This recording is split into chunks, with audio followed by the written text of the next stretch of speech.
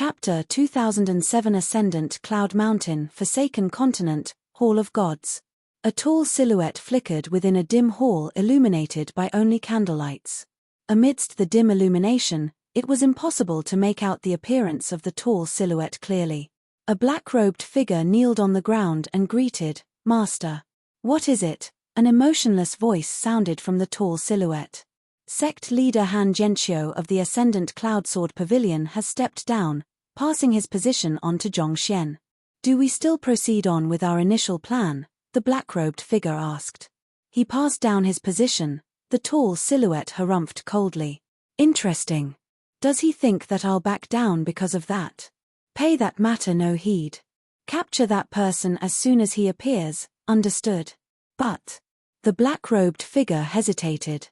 "If we were to touch a leader of the 6 sects, I fear that we might turn everyone against us." Peng. Before he could even finish his words, he was sent flying backward.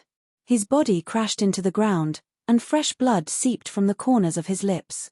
This single impact had caused his face to pale. "Did I ask you to teach me what to do?" The tall figure narrowed his eyes coldly. "I dare not to." The black-robed man kowtowed again and again, knocking his forehead on the stone-cold floor in seek of redemption. "That better be the case. I'll repeat myself just once more. No matter what, I want him to be presented before me alive. If anything were to go wrong, I'll rip the skin off your flesh." The tall silhouette waved his hand. "Who?" As if an extinguished candle flame, he vanished on the spot. The black-robed figure struggled to his feet. He wiped away the cold sweat trickling down his cheeks before quickly backing out of the room. Wuhai City. The disguised Zhongxian walked into Wuhai Market with widened strides. After leaving the Ascendant Cloudsword Pavilion, he flew using the God's Sword intent for roughly 10 minutes straight till he finally arrived here. As such, he was still unaware of the news that Han Gentio had passed down the position of the sect leader onto him. "Is there anything you require?" the receptionist asked with a smile. "I would like to rent an aerial beast," Zhongxian replied with a cold voice. He was currently disguised as a suave middle-aged man in his late 30s. He had a clean face and towering frame, but he emanated an aura of coldness that seemed to push others away from him. To be honest, the Ascendant Cloud Mountain was not too far away from here, and it would only be a 10 minutes journey with his flight ability. However, this was the place the Hall of Gods noticed and attempted to assassinate him. In this world where only high immortals were capable of flight, it would be simply too conspicuous if he were to fly right over to his destination. Even when he was making his way to Wuhai City, he had made sure to fly close to the ground, under the cover of the lush greenery, even though he knew that it would slow down his speed significantly.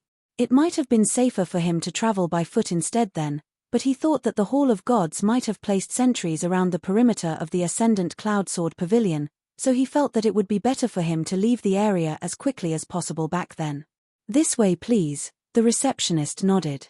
Wuhai Market didn't just deal with the sales of artifacts and the sort. It also offered its customers transportation service as well. Following behind the receptionist, Zhongxian was soon led to the stables where the aerial beasts were kept. There was a massive beast character at the entrance.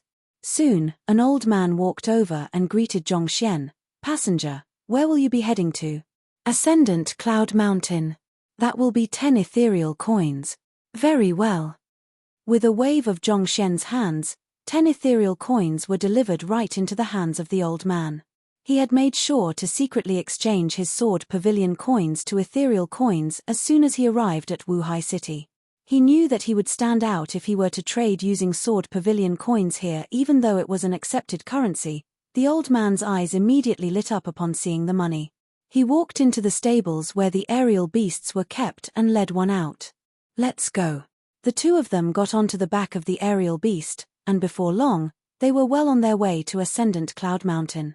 Zhongxian took a look around him and saw that there were several other passengers riding on aerial beasts around him as well. Knowing that he wouldn't stand out amongst the crowd, he heaved a sigh of relief. Following that, he turned his sights upon the young lad driving the aerial beast and noticed that there was an emblem pinned in front of his chest. There was a beast character on the emblem, similar to what he saw at the entrance of the stables. Thus, he asked, You are from the Myriad Beasts Hall? I'm a menial disciple from the Myriad Beasts Hall. I'm getting ahead in my age, and it doesn't seem like I'm making too much progress in my cultivation either. So, the sect dispatched me here so that I can make a living for myself, the old man replied. You were the one who tamed this aerial beast? Zhong Xian asked. The disciples of the Myriad Beasts Hall were skilled in everything that was related to the beasts, and this included driving aerial beasts as well. Transportation was an extremely lucrative business on the Forsaken Continent since most cultivators here were incapable of flight.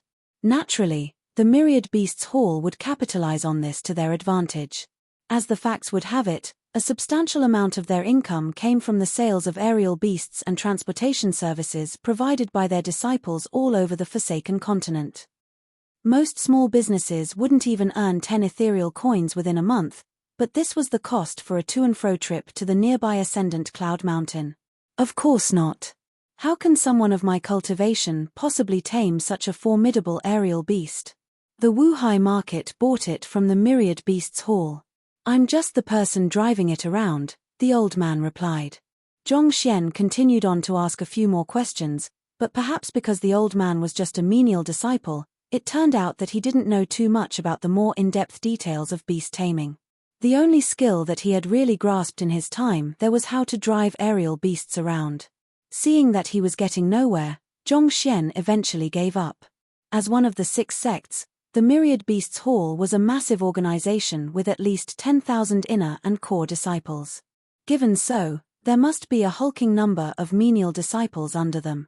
It was inevitable that the sect would be unable to devote too much time and effort to nurturing their menial disciples as well, so the things that they could learn were severely limited. As the atmosphere between the two of them lightened up through their chatting, the old man advised, "Customer, where do you wish to land? The Ascendant Cloud Mountain is filled with many ferocious beasts, so I suggest for you not to proceed too deeply in. Otherwise, it might prove to be very dangerous. Are you familiar with the Ascendant Cloud Mountain?" Zhong Xian asked curiously. I've been there a few times, the old man replied. That place is really a playground for the beasts. The last time I was here, I explored its depths in hopes of taming a beast myself, but it nearly cost me my life. After that, I have never dared to come here anymore. As someone who had once aspired to be a beast tamer, he still wished to have a tamed beast of his own. It was just a pity that his strength was too weak, and he hadn't properly learned the means of a beast tamer yet. Thus, it was simply too difficult for him to succeed. Shall we strike a deal? If you share some useful intel with me regarding the Ascendant Cloud Mountain, I can help you tame a beast, Zhong Xian suggested with a smile. Oh! The old man was slightly surprised by Zhong Xian's offer. Are you a core disciple of the Myriad Beasts Hall? It doesn't really matter who I am, right? Zhong Xian replied. I have my own means. Don't worry, I won't lie to you. I see. Considering how casually Zhong Xian had passed him 10 ethereal coins previously, it did seem like the middle-aged man was from an extraordinary background. Besides, even if the middle-aged man reneged on his words, he didn't have much to lose anyway. Amongst the beast tamers, the Ascendant Cloud Mountain is also known as the Four Beasts Mountain. It's a dangerous area which even beast tamers would be wary to enter, and the main reason behind that is because it's the territory of 4 powerful immortal beasts. 4 powerful immortal beasts? Indeed. These 4 immortal beasts have reached heavenly high immortal realm, and the strongest of them is a serpentine dragon. It's a real serpentine dragon and not just mere offshoots of the dragon tribe that possess just a sliver of the dragon bloodline. Hearing those words, Zhong Xian's eyes lit up a little. There were several beasts he had tamed back at the Master Teacher continent which had the word dragon in its name, but they were simply faraway distant relatives which possessed a hint of the dragon bloodline. Serpentine dragons were not pure-blooded dragons, but they could already be considered as a member of the dragon tribe. As a true serpentine dragon, its fighting prowess definitely exceeded that of ordinary immortal beasts. What about the others? Zhong Xian asked. The second strongest is a 9-headed fiery phoenix, carrying the phoenix bloodline within it. The last 2 are namely a 7-tailed swordfang tiger and a white-eared fox.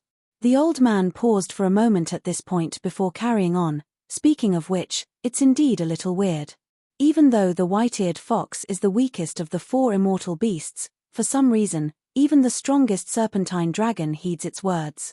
The myriad beast sect have tried to tame the serpentine dragon several times, but each time, their plans were foiled by the schemes of the white-eared fox, leaving them no choice but to leave in defeat. White-eared fox. Zhong Xian nodded contemplatively. Chapter 2008 Serpentine Dragon. There were several records regarding the white-eared fox within the several million books in the Ascendant Cloudsword Pavilion. It was a powerful immortal beast that could reach high immortal realm upon maturing. It was known to be particularly cunning, and as if reflecting that trait, it was skilled in constructing illusions, causing those who dared to approach it to lose sight of themselves. Even high immortals were susceptible to its illusions. There were many in history that had tried to tame a white-eared fox, but to date, there had been no records of anyone who had succeeded in doing so. Even the most formidable genius of the Myriad Beasts Hall had fallen in defeat before it. For this reason, the white-eared fox had been conventionally viewed by beast tamers to be untamable. Considering that there was such a fellow on this mountain, it was no wonder why this region would end up being reigned by the beasts, such that major powers were unable to expand their influence into it. If you wish to tame any beast here, it would be best for you to steer clear from the territories of the 4 immortal beasts. Perhaps, you might still stand a chance at success like that. Otherwise, you will be putting yourself in a great deal of peril, the old man advised kindly. Which areas are under the rule of the 4 immortal beasts? Zhong Xian asked. The Ascendant Cloud Mountain spans over several hundred li, and the 4 beasts rule over its 4 peaks. As the old man spoke, he took out a map and began introducing the detailed locations of the 4 immortal beasts. Zhong Xian made sure to imprint the information on his mind. He was able to gain a deep understanding of the various powers scattered across the entire Ascendant Cloud Mountain. Shortly after, a mountain shrouded amidst clouds came into sight. The old man drove the aerial beast to land at the midpoint of the mountain as he said, "I can only send you up till here. Any deeper than this would be too dangerous." He couldn't help but feel as if countless crimson eyes were staring at him from the veil of the clouds, and this left him feeling deeply frightened. He wasn't a particularly strong cultivator in the first place, and the aerial beast he was riding on wasn't skilled in battle either. His life would be at risk if he proceeded any deeper in. "This place is fine too. I promised you that I'll tame a beast for you earlier, right? If you have some time to spare, it would be good if you can wait for me here," Zhong Xian said with a smile. "You are serious about that?" the old man asked. He thought that Zhong Xian was just mentioning it in passing. Such a deal sounded too good to be true. But even if Zhong Xian did have the intent to help him, beast taming wasn't that easy that one would be able to do it just by sheer will.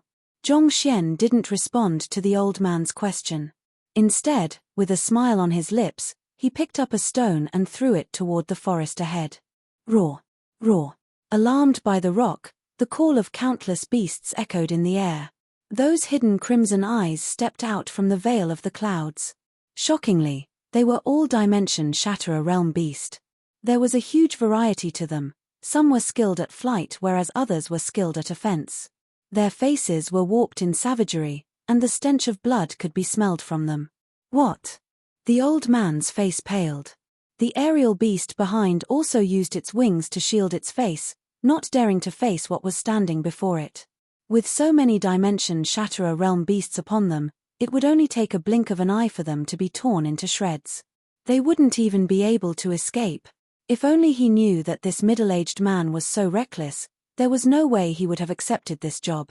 Just as the old man thought that certain death awaited him, the middle-aged man suddenly said, "There are many beasts for your picking here. Which one do you fancy?" "Which one do I fancy?" The old man nearly fainted. "So what if I fancy any single one of them? Are you telling me to pick out the beast which I would become supper for? What a life I have lived. To think that I would meet my end like this. If you are going to give me a choice, I'd rather be eaten by that fiery eagle over there. The greatest dream of my life is to tame such a beast. Even if I am unable to do so, I guess it would be fine if my life comes to an end under its talons too."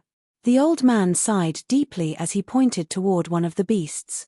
"Fiery eagle?" Zhong Xian nodded, understood. It'll be the one then. Who? In the next instant, Zhongxian vanished from the spot.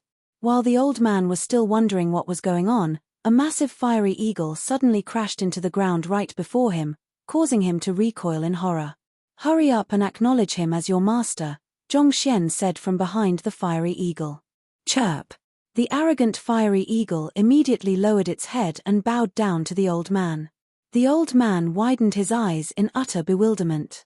He might not be a true disciple of the Myriad Beasts Hall, but he had plenty of opportunities to witness full-fledged beast tamers moving to tame beasts before. The very act of the fiery eagle lowering its head meant that it was willing to pledge complete servitude to him. In other words, it was willing to become his tamed beast. But how could this be?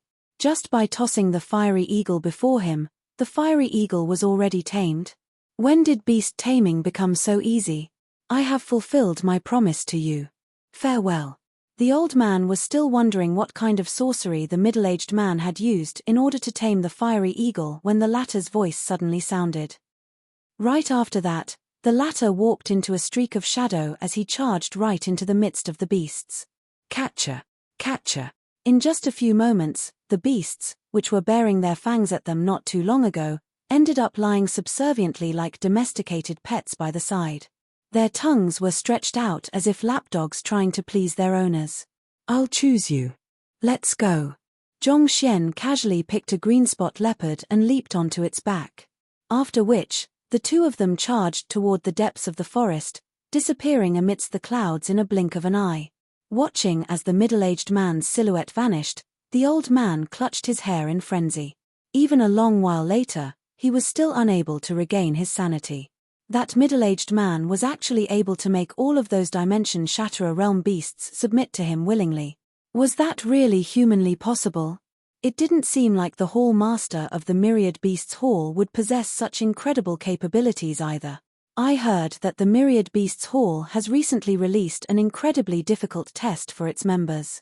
Regardless of who he is, as long as a beast tamer is able to tame any one of the 4 immortal beasts, he would be placed under consideration to become the next Hall Master. Could that middle-aged man be an elder from the Myriad Beasts Hall who has come here to take on the test too? The old man wondered as he recalled the news he had heard just a few days ago. Similar to how the Ascendant Cloud Sword Pavilion chose its sect leader through the mastery of swordsmanship, the Myriad Beasts Hall followed a similar system as well. Its sect leader was on the grounds of one's proficiency in beast taming and the strength of one's tamed beast. Without a doubt, the 4 immortal beasts of the 4-beast mountain were incredibly powerful, and taming them was an extraordinarily difficult feat. Succeeding in such an accomplishment would prove one's capability in beast taming, and the sheer strength of any one of the 4 immortal beasts was enough to catapult one to the top of the Myriad Beasts Hall. No one would question the sect leader chosen in such a manner. That must be the case. The old man nodded affirmatively. It was no wonder why the other party was so skilled in beast taming. Considering that he was an elder of the Myriad Beasts Hall, which was one of the candidates to become the sect leader, it wouldn't be too surprising if he displayed extraordinary capabilities.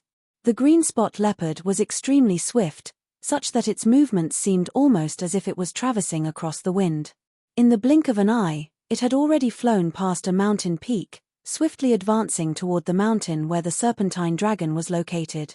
Since he was here to tame a beast, it went without saying that he should tame the strongest of them all, not to mention, he was capable of voicing the 8 notes of the heavenly dragon too. This ability allowed him to curb those who possessed the dragon bloodline, making them much easier to tame than other immortal beasts. The green spot leopard was a beast native to the Ascendant Cloud Mountain, so there weren't too many who stood in its way as it sprinted by. Occasionally though, there would be a foolish beast who tried to hinder its passageway, but they would be cut down by a surge of sword chi. It didn't take long for the green spot leopard to arrive in the vicinity of the peak where the serpentine dragon resided. It was at this point that it suddenly came to a halt. It looked at the path ahead with wariness, hesitant on whether it should proceed ahead or not. Knowing that this was an instinctive fear toward immortal beasts, Zhongxian leaped down the green spot leopard and said, "It's fine, you don't have to push yourself. Have a good rest here." He morphed his zhengqi into the form of a sharp sword and advanced toward the mountain peak. Something is wrong. After traveling for a while, Zhongxian suddenly came to a halt. A slight frown could be seen on his forehead. The area around him was filled with trees, just like the areas he had passed through previously. However, through the eye of insight, he was able to discern some signs of human interference. There were quite a few formations and traps laid around the area. It was very likely that these formations and traps were to corner the immortal beasts in the area so as to tame them. Could it be that someone had already beat him to it? Let me head over to catch a closer look. Exploiting the flaws in the setups, Zhongxian was able to weave through the formations and traps discreetly while making his way closer to the mountain peak. Soon, he saw 7 men hiding behind a massive boulder. One of them was holding onto a couple of formation flags as he swiftly set up a formation in the area discreetly. I'm done. All we have to do now is to lure the serpentine dragon over, and it'll be trapped in our formation. Once we have it successfully trapped, it would be much easier for you to tame it. At the same time, this formation will protect us if anything were to go awry too, the old man setting up the formation said with a sigh of relief. You have my gratitude, Elder Liao. A middle-aged man amidst the group clasped his fist and said, You're too courteous. Of the 2 candidates within the sect, I believe that you are more suited to become the sect leader. I have no doubt that the Myriad Beasts Hall would be able to advance to new heights under your leadership. We aren't just helping you, it's with the welfare of the entire sect in mind that we have chosen lend you a hand. Elder Liao replied with a smile. I'll have to work hard to meet up to your expectations then. The middle-aged man chuckled softly before his expression turned serious once more. All right, I'll lure it over right now. As he spoke, he took out a jade bottle and uncorked the cap. A powerful smell immediately drifted into the surroundings. Hiding not too far away from the group of 7, Zhongxian's eyebrows shot up, that is, dragon blood. He couldn't catch a good glimpse of whatever was in the jade bottle, but he was still familiar with the unique scent and aura diffusing into the surroundings. Back then, in order to recover from his injuries, Sovereign Chen Ling had refined dragon blood. This scent from back then was similar to that from the jade bottle. Furthermore, it seemed to have a much deeper aroma to it, indicating that the dragon blood was of greater purity. Elder Yuan, is that the blood of a pure-blooded dragon? Elder Liao asked in astonishment. He didn't think that the middle-aged man would have such a treasure in his possession. One must know that there wasn't even a single pure-blooded dragon on the Forsaken Continent, so it should have been impossible to acquire its blood. As such, despite being the authority on beast taming on the Forsaken Continent, none of the members of the Myriad Beasts Hall had seen a pure-blooded dragon before. It isn't the blood of a true pure-blooded dragon but the refined blood of a serpentine dragon. I forcefully refined a bucket of serpentine dragon down to just 10 droplets. It is still no match for the blood of a pure-blooded dragon, but at the very least, it's not that far away from it anymore, the middle-aged man, Elder Yuan, replied with a hint of pride in his voice. Refining dragon blood was one of the matters which was far more difficult to put into practice than it sounded. Dragon blood was known to be extremely volatile and violent. If an ordinary human were to ingest even a droplet of it, his entire body would explode on the spot due to the rampaging energy. Given so, refining the dragon blood was even more so difficult. It must have taken a great deal of effort and time for Elder Yuan to come this far. Formidable. Elder Liao nodded. With such a thing, the serpentine dragon would surely be lured over. Once it tries to make a move on you, it would fall into our trap. Once that happens, it would only be a matter of time before you tame it. The reason why no one had been able to tame the serpentine dragon to date was due to how wary it was. It had never allowed anyone to corner it before. Thus, as long as they could corner the serpentine dragon, the rest should be easy. Given the means of the Myriad Beasts Hall, taming a cornered beast shouldn't be too difficult. Roar. Just as they were talking to one another, a thunderous rumbling suddenly echoed from the sky. Raising their head, the crowd saw a massive serpentine dragon floating right above them. Its massive eyes that were reminiscent of glowing lanterns were fixed on the jade bottle Elder Yuan was holding. The strongest serpentine dragon of Ascendant Cloud Mountain had indeed fallen for the allure of the dragon blood they had prepared. It's here. Elder Yuan's body tensed in agitation as he gazed at the serpentine dragon. Chapter 2009 Tricked. Elder Yuan and the others didn't bother concealing their traces too much, so the serpentine dragon had also noticed their presence as well. Gazing upon them coldly, its voice resounded thunderously. "Human, did you think that you can lure me in with mere dragon blood?" In face of the imposing serpentine dragon, Elder Yuan stepped forward calmly and said, "I know that you have already noticed us long ago. How could someone of your caliber be oblivious to the presence of intruders in your territory? I also know that the reason why you refused to appear is because you wanted to see the treasure we have to offer you." Incredible power gushed forth from Elder Yuan's body as he spoke, as if signaling that he was no pushover either. "Heavenly High Immortal," Zhong Xian muttered beneath his breath. Elder Yuan had an appearance that seemed as if he was in his early 40s, but who could have thought that he was actually a Heavenly High Immortal expert? The aura he emanated was even stronger than that of Elder Cho Hua. It was no wonder why so many elders had gathered here to support him. He did possess extraordinary capabilities. Everything else is just empty talk. If you want to tame me, you need to prove that you are even stronger than me, the serpentine dragon harumphed. Considering how long these fellows had been lingering around the area, it was obvious to it that they were here to tame it. Just as what Elder Yuan had said, the reason why it chose not to make a presence till now was to see what kind of treasure they had come with to lure it in. If the treasure they had prepared wasn't enough to win it over, it would just have its subordinates chase them away. If they were sincere enough to bring something that could catch even its eye, it could at least consider facing them. As one who possessed the dragon bloodline, it had never really feared a fight before. "You wish to challenge my strength." Hearing those words, Elder Yuan chuckled softly. "I admit that I am not a match for you in terms of strength. However, my capabilities don't just stop at being able to refine dragon blood. I am also capable of refining the dragon bloodline within your body as well." "Refine my dragon bloodline?" The serpentine dragon was stunned for a brief moment before its eyes narrowed in astonishment.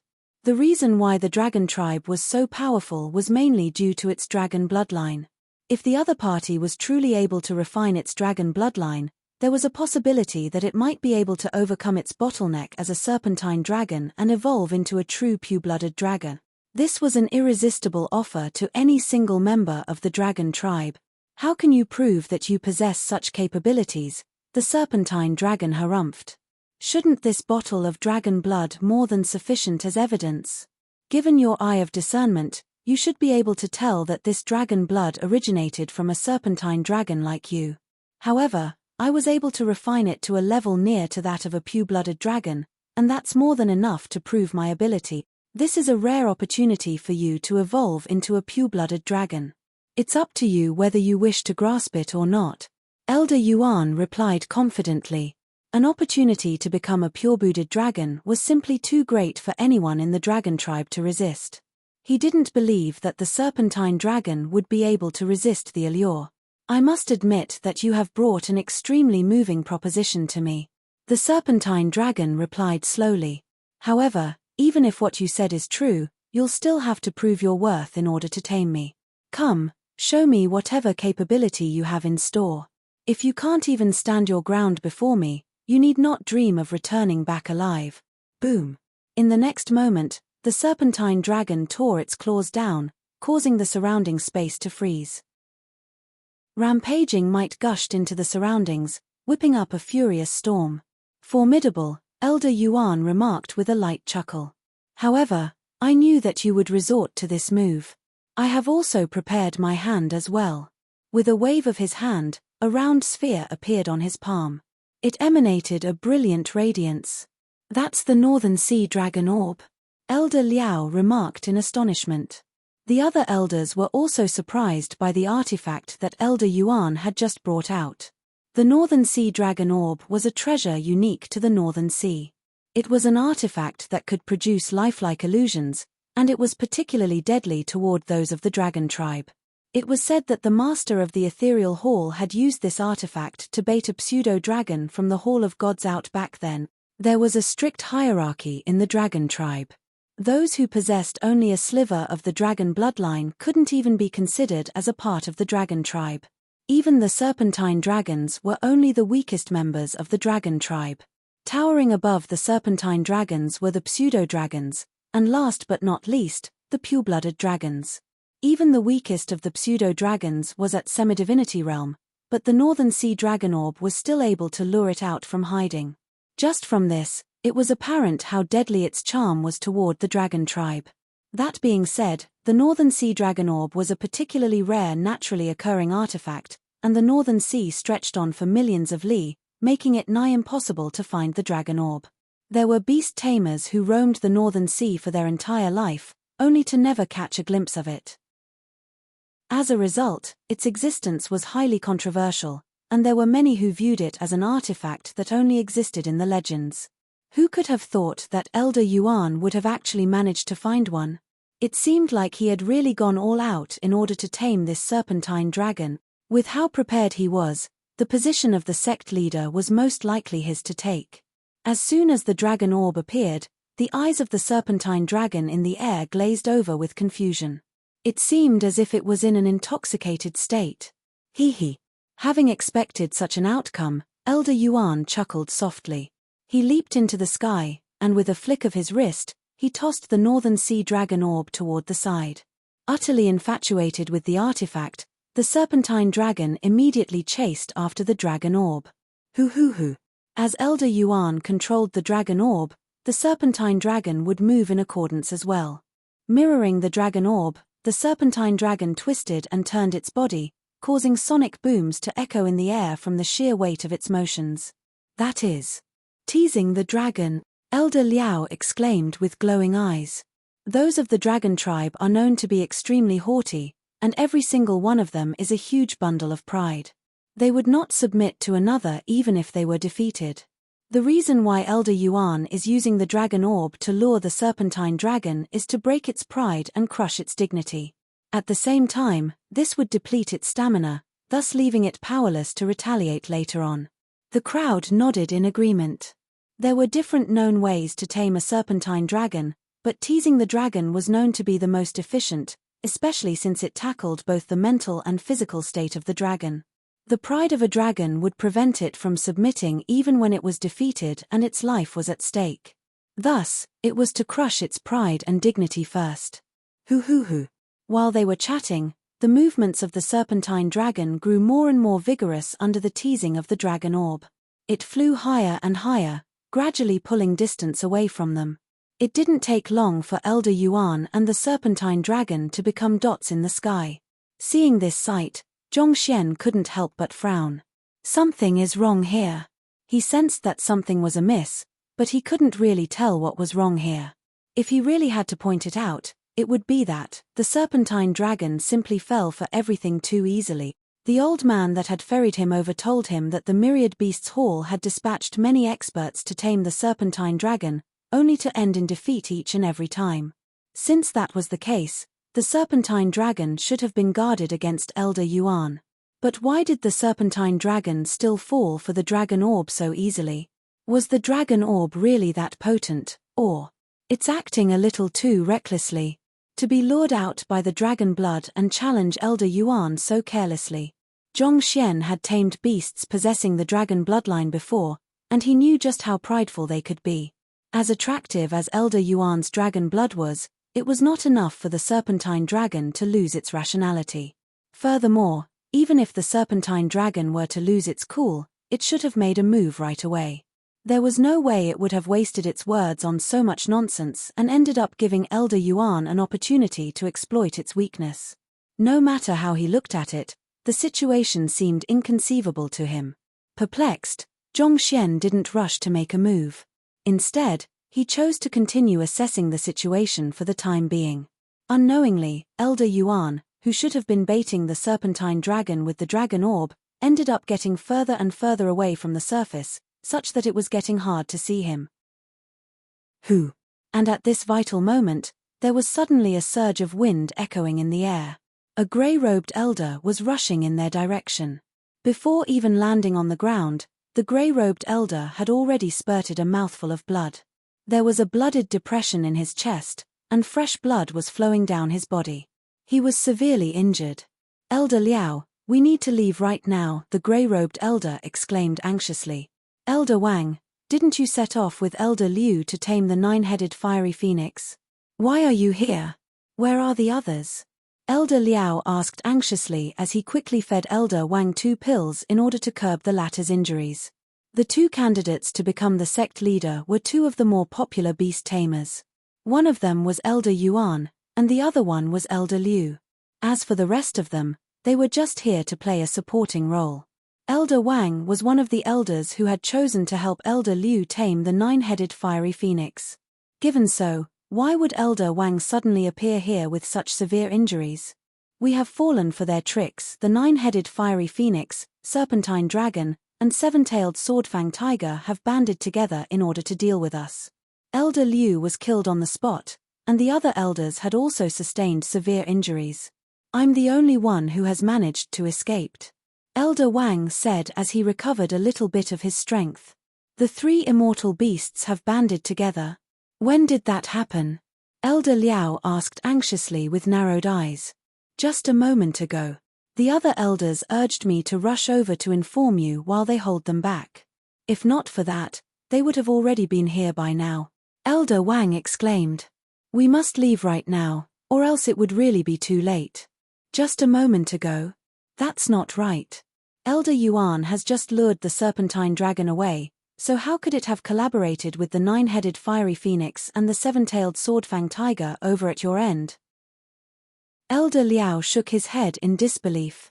The serpentine dragon had been here for a while now, and its attention had been firmly caught by the northern sea dragon orb. How could it have banded together with the others then? Ah! The serpentine dragon is here. But that's impossible. Elder Wang exclaimed incredulously. No matter what, we have to leave right now. Halfway through Elder Wang's words, he suddenly narrowed his eyes as his body stiffened entirely. Tracing his line of sight, the crowd saw a serpentine dragon, a phoenix, and a swordfang tiger soaring over from afar. Their movements were so swift that it only took them a few moments to arrive above them. How could it be? Elder Liao was stunned. He quickly turned his gaze toward Elder Yuan's direction and saw the latter still manipulating the dragon orb around to control the serpentine dragon. How could another one appear at this moment? Could it be that there were actually two serpentine dragons on the ascendant Cloud Mountain? Chapter 2010 Beast Tamer Zhong in action, you scoundrel! The other elders roared in rage as they swiftly got into position to guard against the beasts. The nine-headed fiery phoenix released a shrill cry before it glided across the air, raining arrows of flame upon the elders. One of the elders was just about to soar into the air when a fire arrow pierced through his chest, pushing him back to the ground. On the other hand, the seven-tailed swordfang tiger charged right into the midst of the crowd. With a swift swipe, its claws tore through two elders, inflicting deep lacerations on their bodies. Most of the elders of the Myriad Beasts Hall were at Heavenly High Immortal Realm as well, but the three immortal beasts were blessed with superior constitutions that granted them far greater fighting prowess than that of human cultivators. It was not to say that the elders of the Myriad Beasts Hall were weak, but they were simply no match for the three immortal beasts. In just a few breaths, most of them were already lying injured on the ground. Activate the formation. Elder Liao knew that they would be defeated at this rate, so he immediately rushed over and stomped on the crux of the formation they had set up earlier. Wang. The formation whirred into action. While trying to tame a beast tamer had to be prepared for the possibility that he could be killed as well. Thus, beast tamers would usually set up multifunctional formations that could be used to trap the beasts, coordinate their strength together, and block the offense of the immortal beasts.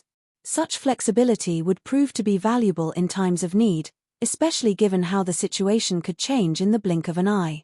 After the formation was activated, the injured elders also quickly retreated into the formation as well. Do you really think that a formation that I permitted you to set up in my presence would really work? The serpentine dragon sneered coldly before releasing a deafening roar that tremored the lands. As if having received an order from the serpentine dragon, the earth began rumbling intensely, causing the formation flags of the formation which Elder Liao and the others were hiding in to collapse. Colonies of ants rose from the places where the formation flags were previously planted. The serpentine dragon had stationed these ants beneath the formation flags in advance so that he could deal with the formation whenever it liked. With the collapse of the formation flags, the formation also lost its effectiveness too. As such, Elder Liao and the others were exposed before the three immortal beasts once again.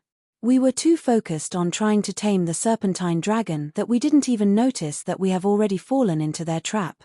Seeing how they were completely encircled by the three immortal beasts and their subordinates, Elder Liao's face paled in despair. They had come here confidently, thinking that even if they were to fail in their mission, they would still be able to get away without any problem. Yet, they ended up falling for the other party's ploy. The white-eared fox used its own ability to disguise itself into the serpentine dragon so as to lure the northern sea dragon orb away.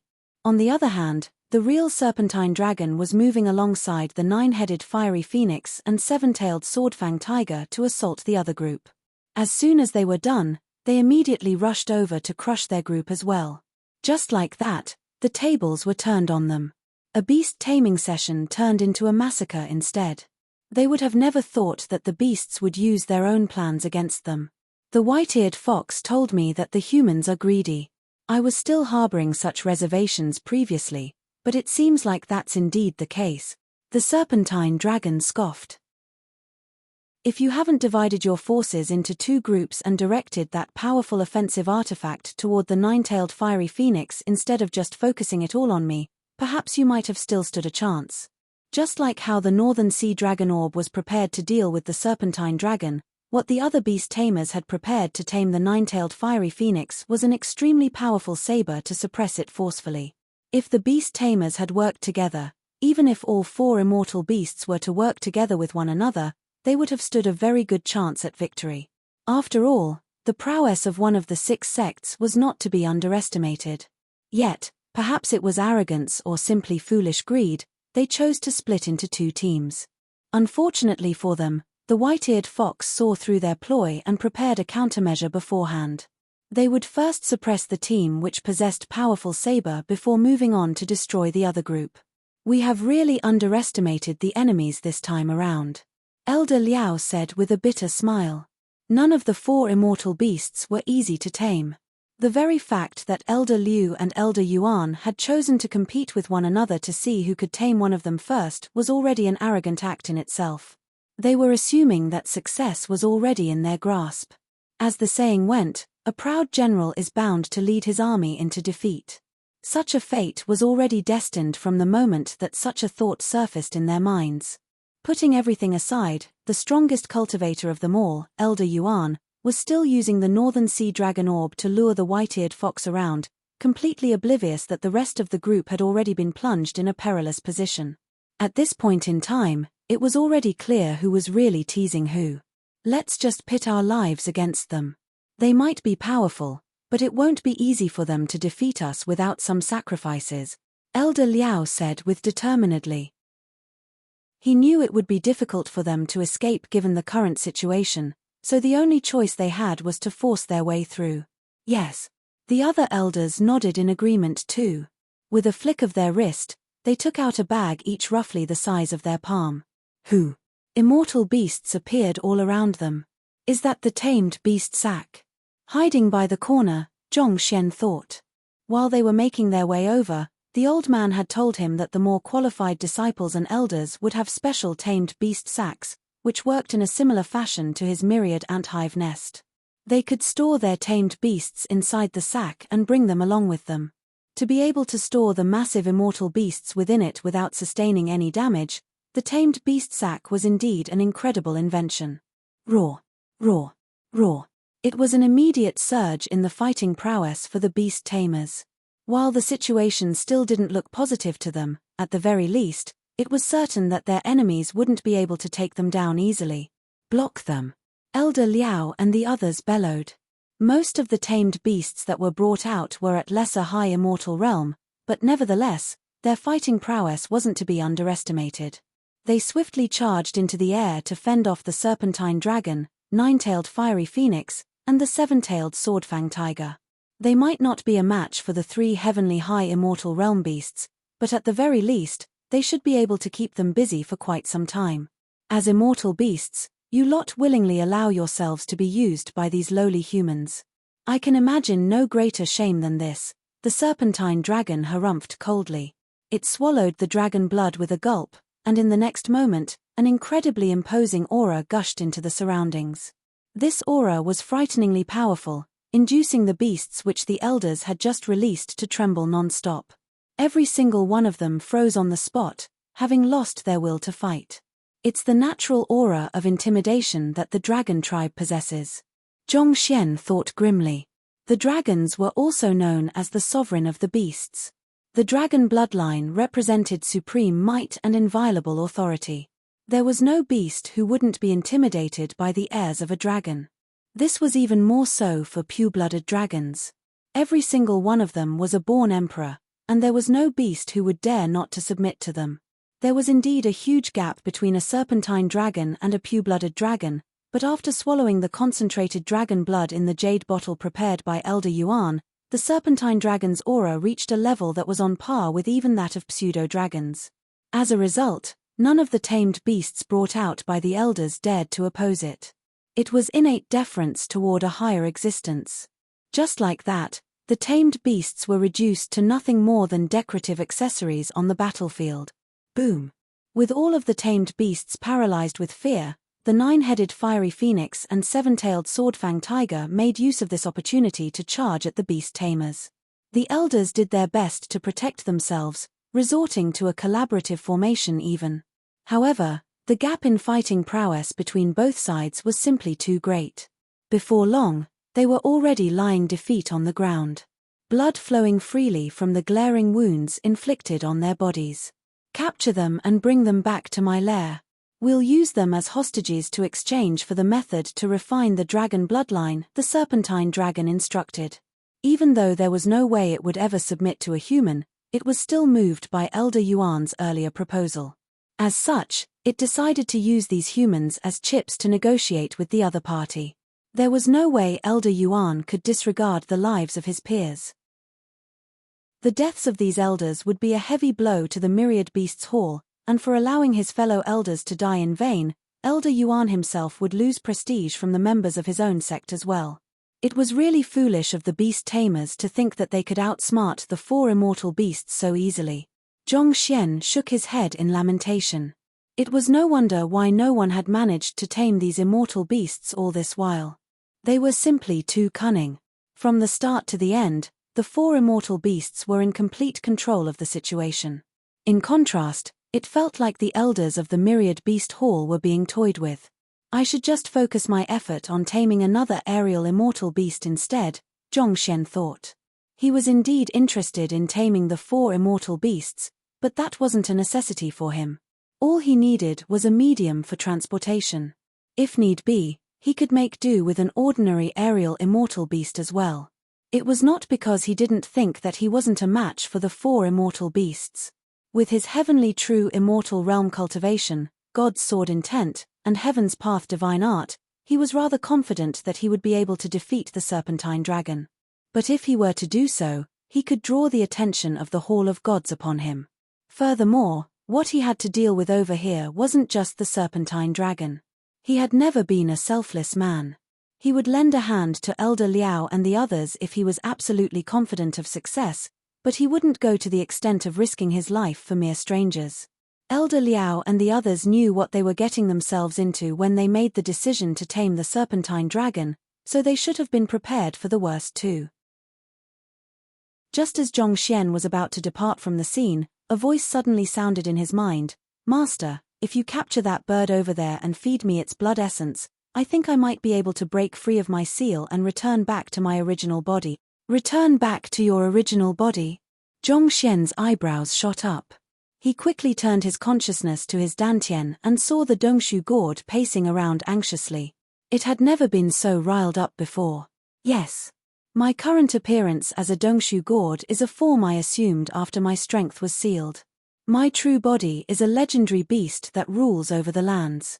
Once I return to my true form, the likes of the Hall of Gods won't even pose a threat at all," the Dongshu gourd replied in agitation. Zhong Xian was silent for a moment before he asked solemnly, "Are you certain?" The Dongshu gourd wasn't very reliable, but there was no denying its tremendous prowess. That could be seen just by how it was able to devour and assimilate high immortal tier swords with ease. The only thing that was lacking about it was its offensive ability. If it was really able to break free of its seal, it might turn out to be an incredibly powerful ally on his side. Just the fact that it was able to induce fear in the heavenly high immortal from the Hall of Gods back then likely meant that it was an existence that had reached semi-divinity or even beyond. Of course. Are you looking down on me over here? The Dongshu god harumphed disdainfully. All right then. Hearing those words, Zhongxian took in a deep breath and made up his mind. Gritting his teeth, he walked out from his hiding position and shouted, "Hold it right there." His words immediately caught the attention of the serpentine dragon, nine-headed fiery phoenix, Elder Liao, and the others present in the area. They were all surprised to see that someone was hiding in the vicinity. Heavenly true immortal? Even someone of your caliber dares to appear before me as well? Capture him along with the rest. The serpentine dragon harumphed coldly with narrowed eyes. For a moment there, the young man's sudden appearance made it apprehensive. It thought that someone who was able to hide beneath its eyelids was bound to be extraordinarily powerful. However, who could have thought that the other party would just be a heavenly true immortal? It could easily slay numerous enemies of such caliber with just a swipe of its claws. Someone of that level couldn't possibly pose a threat to it at all. Who? Upon hearing the instruction, the nine-headed fiery phoenix glided over and breathed out blazing flames upon Zhongxian. Standing before the nine-headed fiery phoenix's assault, Zhongxian simply looked at the serpentine dragon and smiled. You seem to be very confident in yourself. Since that's the case, shall we play a little game? Let's see if you are able to withstand this. Ha! The serpentine dragon had no idea what Zhongxian was trying to get at. Is there something wrong with that fellow's head? Or is he struggling desperately in hopes of a miracle? Thinking nothing of the matter, the serpentine dragon turned its head to the side and ignored Zhongxian's prattling. Mao. Moo. It was as if the ground had split apart in that instant. The two frighteningly loud notes raised up a furious storm as they surged straight toward the serpentine dragon. As soon as those two notes reached the serpentine dragon's ears, the latter felt as if its blood had frozen on the spot. Its body convulsed uncontrollably as it began plummeting to the ground. Pada. The serpentine dragon crashed into the ground. Chapter 2011 The Powerful Dongshu God. Boss. Not expecting the most powerful serpentine dragon to plummet from the sky with those two notes, the nine-headed fiery phoenix and the seven-tailed swordfang tiger were startled. It's the 8 notes of the heavenly dragon. He's a pure-blooded dragon? As they swiftly came to a realization, they looked at Zhongxian with horror reflected in their eyes. As the top immortal beasts of the Forsaken Continent, they knew quite a fair bit about the dragon tribe. The 8 notes of the heavenly dragon was a language that could only be spoken by pure-blooded dragons, but the middle-aged man was able to voice those notes as well. Wouldn't that mean that he was actually a pure-blooded dragon? One must know that the significance of a pure-blooded dragon was no different from that of a true god. How could they possibly dare to pick a fight with a god? With an incredulous look on their faces, they looked as the middle-aged man walked up to the serpentine dragon and patted its head. Good boy. Just listen to my words obediently, and you'll be fine. If you want me to listen to your words, why don't you remove your sword from my neck first? The serpentine dragon attempted to struggle, but its body was still convulsing from the earlier impact from the 2 notes. With a sheepish smile, Zhongxian withdrew the Tongzhang sword and placed it back to his storage ring. There was a brief moment of silence before the serpentine dragon remarked, "You aren't a real pure-blooded dragon." Keen eyes. I don't deny what you have just said. However, it doesn't change the fact that I'm capable of voicing the 8 notes of the heavenly dragon, Zhongxian replied. Furthermore, I am also able to refine the dragon bloodline in your body and increase your chances of achieving a breakthrough to higher realms. He didn't think that there was any point lying to the serpentine dragon. On the contrary, if he were to set up false expectations for the serpentine dragon, the latter might betray him in the future if it were to learn that it had been deceived. There was another long moment of silence as the serpentine dragon tried to struggle free from the suppression of its bloodline, but it was to no avail. Eventually, It had no choice but to nod its head slightly. I'll submit. The 8 notes of the heavenly dragon was an ability unique to the pure-blooded dragon. It was a known fact that producing these sounds was fundamentally impossible for other beings other than the pure-blooded dragons. The serpentine dragon had no idea how Zhongxian was able to voice the 8 note of the heavenly dragon, but this showed that even if he wasn't a pure-blooded dragon, it was likely that he possessed a significant relationship with the top echelons of the dragon tribe. It viewed Zhongxian to be a superior being, and it didn't think that it would be disgraceful for it to submit to a superior being. Not to mention, the middle-aged man's sword qi had already discreetly delved into the vitals of its body while it was immobilized. If it were to refuse the middle-aged man, it was likely that it would be torn apart from within. While the middle-aged man before it appeared to be only at heavenly true immortal realm, the sheer power of his sword qi was really not to be underestimated. Even with the resilience of its superior physique, it wasn't confident that it would be able to withstand the might of his sword qi. You have made a wise decision, Zhongxian replied as he proceeded on to seal a soul contract with the serpentine dragon. To be honest, he wasn't completely confident that the 8 notes of the heavenly dragon would work, especially considering that the serpentine dragon was a true member of the dragon tribe. He was prepared to resort to brute force if he needed to, but to his delight, it worked much better than he had thought. From the looks of it, even if his opponent was a pseudo-dragon, he would still be able to subdue the other party easily with the 8 notes of the heavenly dragon too. The serpentine dragon actually submitted to him just like that. Who is that middle-aged man? I don't recognize him at all. He doesn't seem to be from the Myriad Beasts Hall. The severely wounded elders of the Myriad Beasts Hall looked at one another in bewilderment. They thought that they were doomed this time around. Not even in their wildest dream did they expect that a true immortal realm cultivator would suddenly come to their rescue and tame the serpentine dragon within a single minute. One must know that Elder Yuan had spent many years refining the dragon blood and looking for the northern sea dragon orb. All in all, he had devoted 30 years of his life to ensure the success of this mission, and the sheer amount of resources he had expended for this was mind-boggling. But it still ended in a miserable failure. In contrast, all this true immortal realm cultivator did was to scream 2 notes, and the serpentine dragon just submitted to him just like that. What was with this difference in treatment? This was too much. It's only normal for a member of the dragon tribe to submit to one who is capable of voicing the 8 notes of the heavenly dragon. Even though the crowd was a little stifled by the abrupt twist in the situation, they weren't too surprised by the outcome. As elders of the Myriad Beasts Hall, they had also heard of the 8 notes of the heavenly dragon, and they knew that it signified the highest authority of the dragon tribe, the very will of the pure-blooded dragons. There was no lesser being possessing the dragon bloodline that could oppose that innate suppression. You can rest for the time being. I'll go and tame that 9-headed fiery phoenix, Zhongxian said with a wave of his hand as he walked toward the 2 utterly shocked immortal beasts in the sky.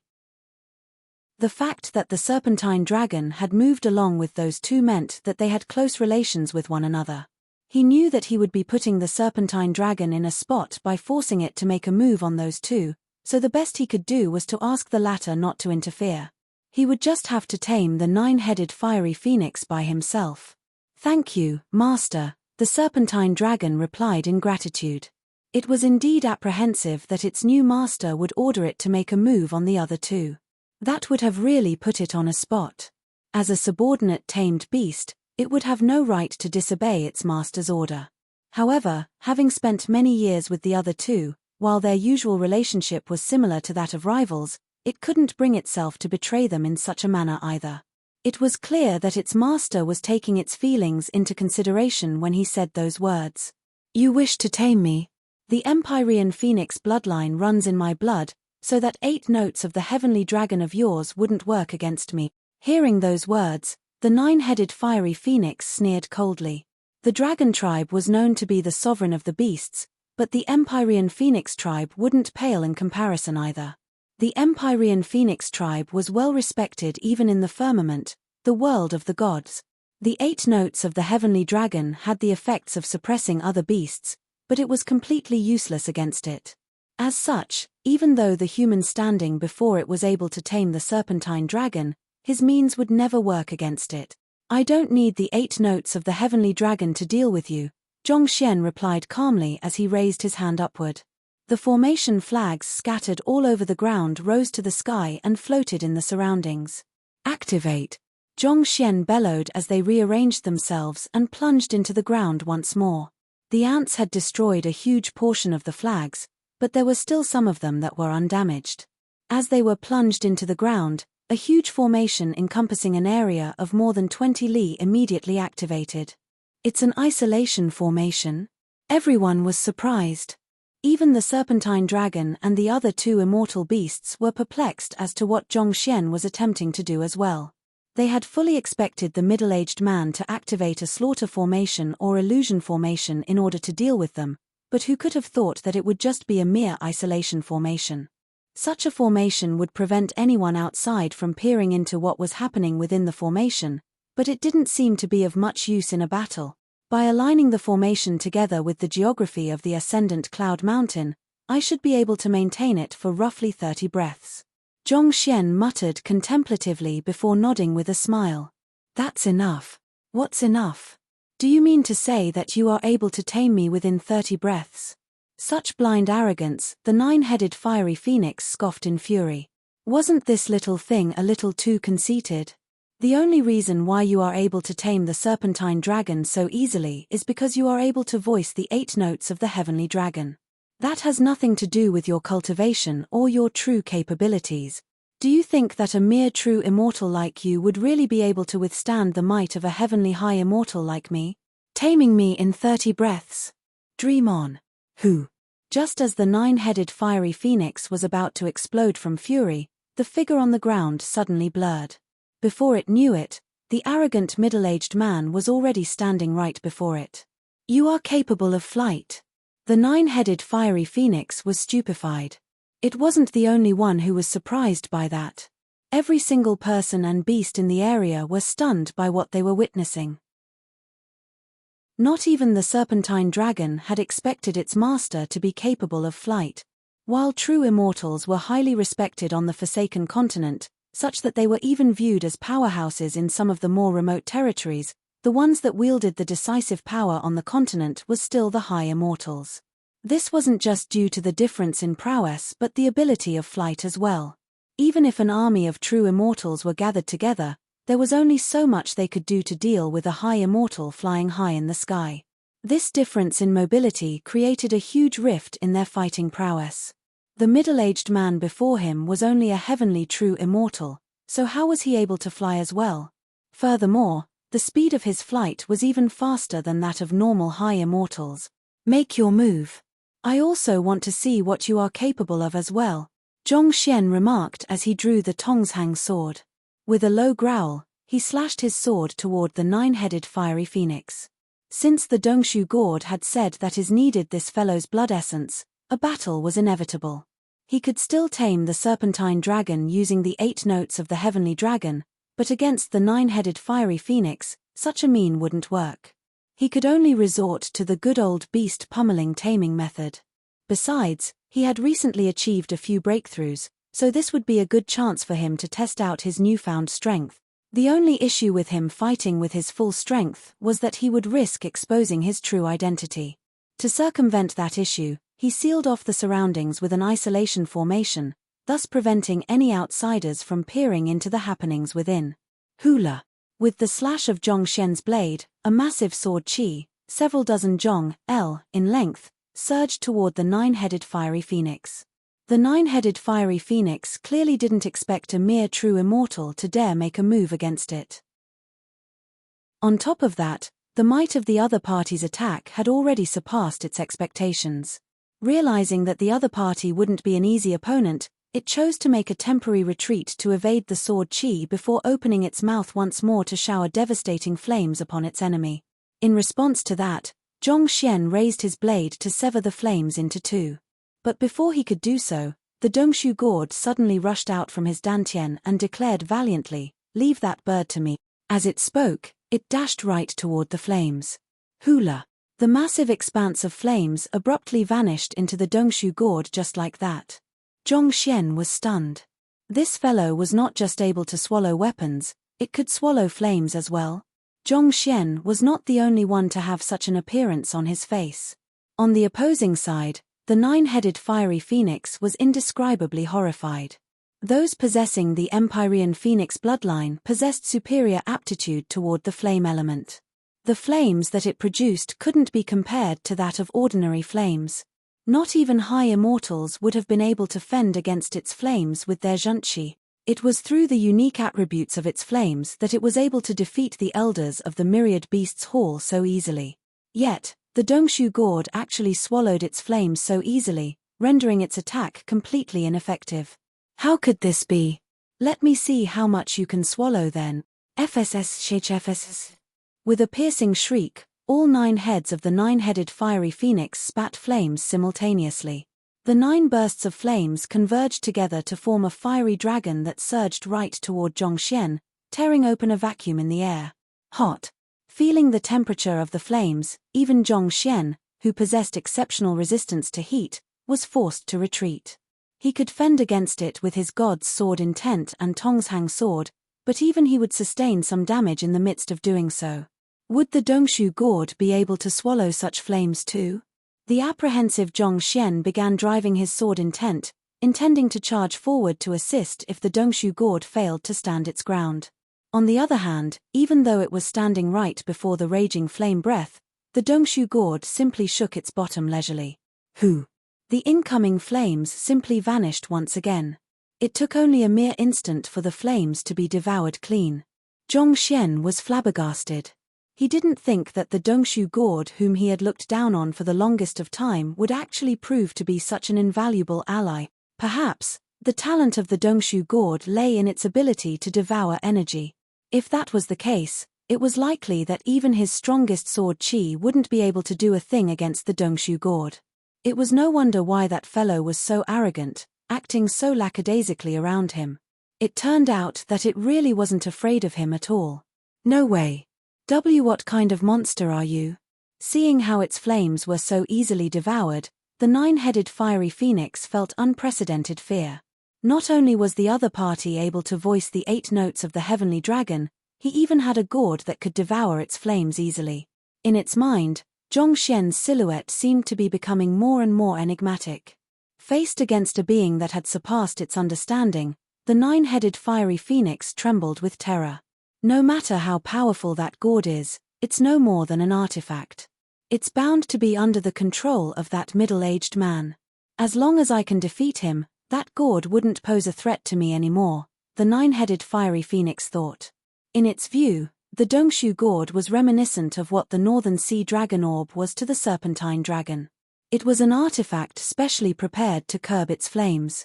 But no matter how powerful an artifact was, it was still a lifeless being. As long as it was able to defeat its owner, the artifact would be of no threat to it at all. With such thoughts in mind, it flapped its wings and glided down toward Zhongxian, swiping its sharp talons toward him. Sila. As if ripped curtains, the sharp talons tore huge lacerations through space. 1. A dozen Zhong 40 meters. Chapter 2012 Elder Liao's Rex Tr. It was beyond Zhongxian's imagination that the Dongshu gourd would actually be so powerful. At this moment, he was rooted to the spot as his mind struggled to make sense out of what had just happened. He had really intended to fight a battle with the 9-headed fiery phoenix, but each time he drove his god's sword intent, the battle would be interrupted somehow. Before he could even test his strength, his opponent was already lying on the ground fearfully. Here.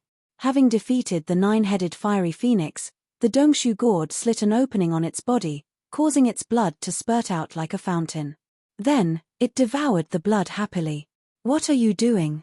Feeling that it was growing weaker and weaker as blood seeped out of its body, the 9-headed fiery phoenix's fear intensified. It tried to rise, but the Dongshu gourd sitting above it was like a mountain pinning it to the ground. It was not able to move at all. Be good and stay still. I'll just drink for a bit. The Dongshu gourd shook its bottom as it drank large gulps of the 9-headed fiery phoenix's blood. Blood swiftly drained from the 9-headed fiery phoenix's body, such that it felt as if it would die from excessive blood loss at any moment. Unable to take it anymore, it turned to Zhongxian and exclaimed, "I'll acknowledge you as my master." It had no other choice. It was a haughty existence, but it had never met such a bizarre gourd before. This was more frightening than anything it had ever gone through. Not only was the gourd able to devour its flames, it was even gulping down its blood. If it did not submit to the middle-aged man at this point, it would likely end up as a withered bird carcass on the ground. Under any other circumstances, it might have adamantly stood its ground in view of its pride. However, thinking about how the strongest of their group, the serpentine dragon, had already submitted to the middle-aged man, it felt like it would not be that big a deal if it acknowledged the other party as its master. "You wish to acknowledge me as your master?" Zhongxian scratched his head awkwardly. It had planned on using the beast pummeling taming method to force it to submit to him within 30 breaths, but now, it felt like everything had simply happened without him lifting a finger at all. "Dongshu gourd, stop what you're doing." Zhongxian walked up and ordered the Dongshu gourd. Burp. The Dongshu gourd suddenly belched. "Master, I'll go and digest it." After saying those words, the Dongshu gourd vanished from sight. The next moment, it was already in Zhongxian's dantian, snoring loudly as it slept. Seeing how this fellow was still as unreliable as always, Zhongxian shook his head. With a tap of his finger, he sealed the soul contract with the 9-headed fiery phoenix. After dealing with 2 beasts in quick succession, Zhongxian turned to the 7-tailed sword-fang tiger in the sky and asked, "What about you?" The 7-tailed sword-fang tiger was on the verge of a mental breakdown. It was only ranked 3rd on the ascendant Cloud Mountain. In terms of fighting prowess, it could not even begin to compare to the powerful serpentine dragon and 9-headed fiery phoenix. Yet, those two did not even last a minute before they were tamed. What was it supposed to do in a situation like that? Should it submit to the middle-aged man? Should it not submit? If it did not submit, it was likely that it might end up getting floored like those two. After witnessing how the 9-headed fiery phoenix had been pinned to the ground and drained of its blood, it had no wish to see it happening to itself too.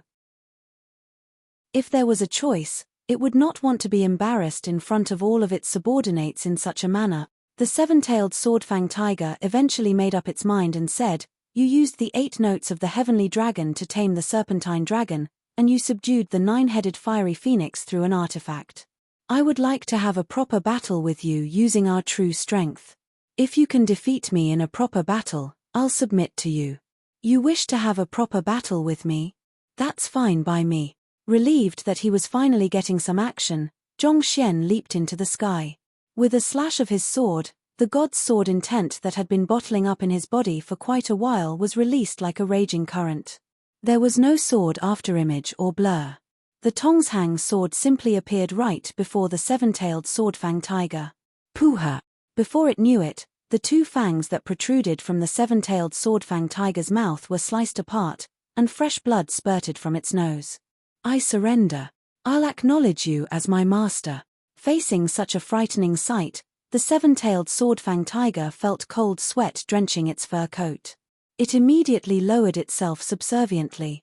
It had thought that the young man was someone who relied only on unorthodox means, but who could have known that his swordsmanship would actually be so formidable? If it had not surrendered quick enough, putting aside its teeth, it might have lost its head. The 7-tailed swordfang tiger was not the only one surprised by the situation. Even the serpentine dragon and the 9-tailed fiery phoenix gulped in fright. Honestly, they had felt a little indignant at having to submit to Zhongxian just like that. After all, the other party had only subdued them through the 8 notes of the heavenly dragon and a particularly powerful gourd, so they did not think that the other party would really be powerful. However, after watching this sight, they realized that even if the other party did not rely on anything else, they would still not be a match for him in terms of sheer strength.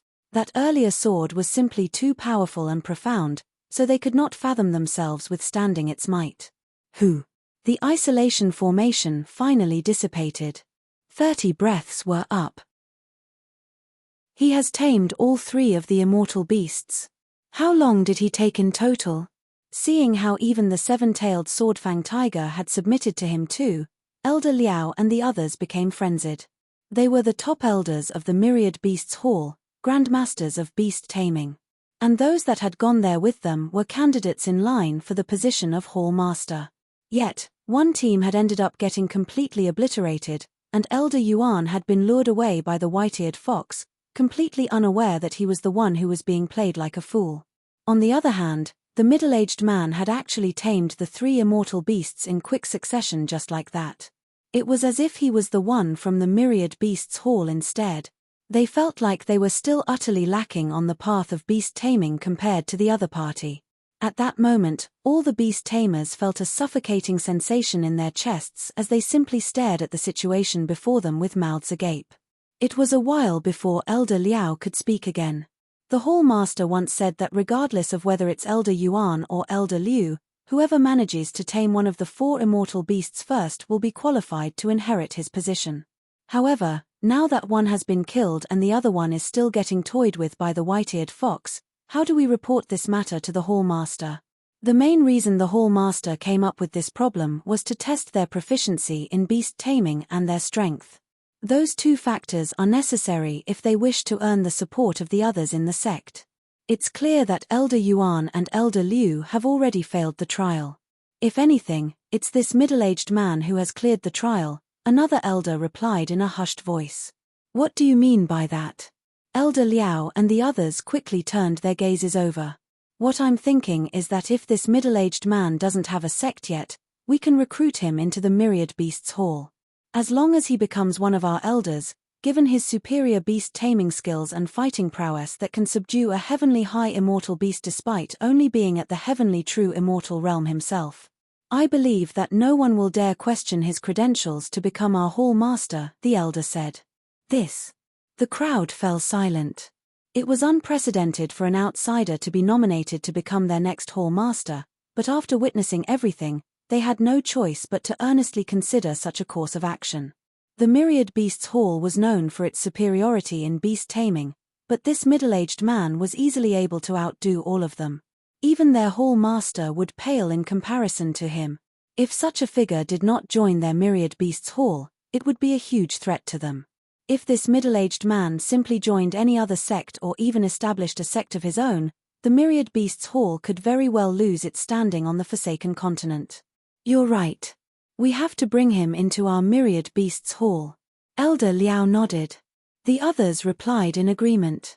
Having made such a judgment, Elder Liao was just about to approach the middle-aged man and propose something when the latter suddenly turned to them and said, I have already tamed these beasts. They won't make a move on you anymore, so you are free to leave. But before you leave, there's something that I would have to trouble you for. You have saved our lives, so feel free to make any request of us. As long as it's within our means, we won't turn you down. Elder Liao bowed deeply. Putting everything aside, it was a fact that this middle-aged man was their savior. If not for him, they would have ended up getting tortured to death by those 3 immortal beasts. It was only right for them to repay the favor.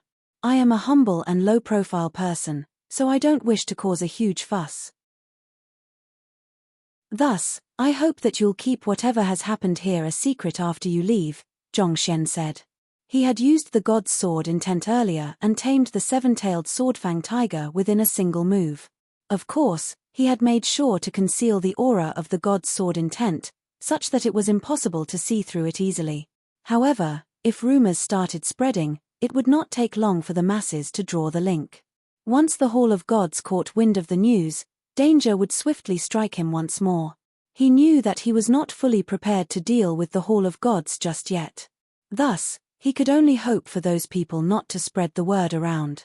The crowd had been wondering what the request would be when they heard those words, and they immediately nodded in approval. If anyone else had tamed one of the 4 immortal beasts of Ascendant Cloud Mountain, they probably would have bragged about the matter for years, as if they would not rest till the whole world learned about the feat. In contrast, this middle-aged man had tamed 3 of them, but he did not show the slightest complacency at all. This low profile and steady personality was truly worthy of respect. May I know how I should address you? Elder Liao asked curiously. I am ZH. Zhongxian was just about to reveal his name when he realized that there was a good chance that the Hall of Gods had already learned of his true identity. Thus, he quickly changed his words and said, Zheng Yang. This was the first name that popped into his mind. So, it's Brother Zheng Yang. Elder Liao's mind swiftly churned as he tried to recall if he had heard this name anywhere else, but nothing came to mind. Unable to suppress his curiosity, he asked, Brother Zheng, may I know which sect you are studying under at the moment? The first thing they should do was understand the other party's background before proposing anything. Zhong Xian shook his head. I am an unaffiliated cultivator. He was a core elder of the Ascendant Cloud Sword Pavilion, but due to his unique identity, it would not be convenient for him to reveal that. Not to mention, it would be meaningless if he assumed a traceable identity. If the Myriad Beasts Hall started looking into the matter, he would only draw their suspicion more instead. Since that was the case, he might as well introduce himself as an unaffiliated cultivator. In any case, there were many sword practitioners in the Azure. Even the experts of the Hall of Gods were equipped with swords. Besides, there were plenty of unaffiliated cultivators out there who were exceptionally proficient in the way of the sword, so his story was not completely impossible. Unaffiliated cultivator?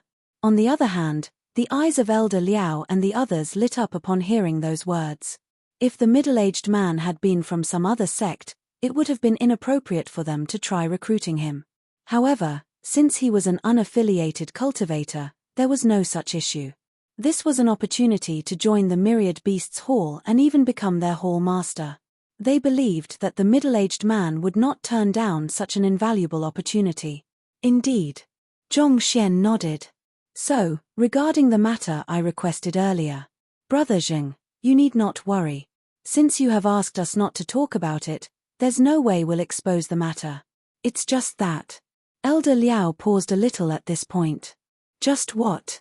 Even if we don't talk about this matter, it's impossible to conceal the fact that 3 of the 4 immortal beasts of the Ascendant Cloud Mountain have been tamed. Once news starts spreading, people might learn that it was an outsider instead of the elders of the Myriad Beasts Hall who succeeded, and that could cause quite the uproar. Elder Liao replied awkwardly. What do you propose then? Zhong Xian frowned.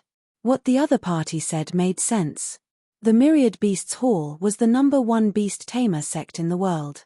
Despite many years of preparation and dispatching so many elders, they had ended up returning in defeat.